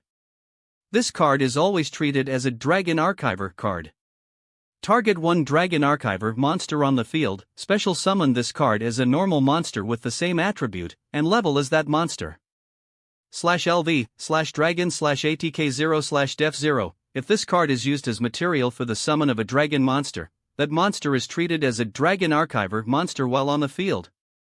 If a dragon monster's on the field should be destroyed by battle or by card effect, you can banish this card from your GY instead. I take a Dragon Archiver on the field, and summon this card as a monster that's the same as he is. The spell appeared as a monster like a Stuzzle. Archiving Clone, attribute, dark/level 4/ATK0/Def0. Then I use Archiver Fusion. Timmy called raising the fusion card. Archiver Fusion. Normal spell card. Fusion summon one Dragon Fusion monster from your extra deck by using Dragon Archiver monsters from your field, hand, or either player's field. During your battle phase, if you control two Dragon Archiver monsters in the Pendulum Zones, you can banish this card from your GY and target one monster you control. That monster can make a second attack on monsters this turn. You can only activate this effect of Archiver Fusion once per turn. So now by using Dragon Archivers on either our fields, I can fusion summon. Timmy explained as both a Stuzzle and the clone entered the fusion vortex. The archives of the dragons focus on studying the poisonous fangs. And now the dragon that sleeps in the hell beneath the petals is ready to give terror. Fusion summon. Level 8, Starving Venom Fusion Dragon. His main fusion dragon popped up roaring loud. Attack position. Treated as a Dragon Archiver. Starving Venom Fusion Dragon. Dark. Level 8. Dragon Effect Fusion. ATK, 2800. Def, 2000. 2 dark monsters on the field, except tokens. If this card is fusion summoned, you can make this card gain ATK equal to one opponent's special summon monster until the end of this turn. Once per turn, you can target one level 5 or higher monster your opponent controls. Until the end phase, this card's name becomes that monster's original name, and replace this effect with that monster's original effects. If this fusion summon card is destroyed, you can destroy all your opponent's special summon monsters. Dextra frowned seeing the dragon was more powerful than her monster. If you think he's mean now, then here's something else. Timmy grinned to her. As he's fusion summoned, he gains the attack points of one special summon monster on the field. Dextra widened her eyes as Starving Venom takes the arms of her XYZ monster as she cried out while Starving Venom steals its strength. Starving Venom, ATK, 2800 plus 2100 is equal to 4900. And now Starving Venom attack with Mega Flare attack. Starving Venom rose up attacking. Dextra at that called, "Don't think you won yet. I activate the trap, Butter Spy effect. Butter Spy effect. Normal trap card. When a Butter Spy monster or a XYZ monster that has a Butter Spy monster as XYZ material you control is targeted for an attack, target the attacking monster, inflict damage to your opponent equal to the original ATK of that monster. So now as your monster is attacking, you lose life points equal to your monster's original points. Dextra explained as the card glowed, "Don't think of underestimating me. Timmy, however, stared. I didn't. What? I activate the effect of hiring archive in the graveyard. Timmy called as the spell appeared on his field. When a dragon archiver on my field is targeted for an effect, I can banish this card from the graveyard to negate the activation. The effect of clone gives Starving Venom the privilege to be called a dragon archiver. Butter Spy effect's effect is gone as the dragon continued while Dextra looked on with widened eyes. Timmy only smiled to her. You're really good. I think Kite would be really lucky to have someone like you helping him. Maybe when this is all over, we should become friends. Dextra just closed her eyes as Starving Venom destroyed Photon Papilloperative, wiping out the rest of her life points. Timmy, 0450. Hand, 0. Field, Starving Venom Fusion Dragon, attack position /ATK, 4900 treated as a dragon archiver. Dexter, 0000. Hand, 0. Field, nothing.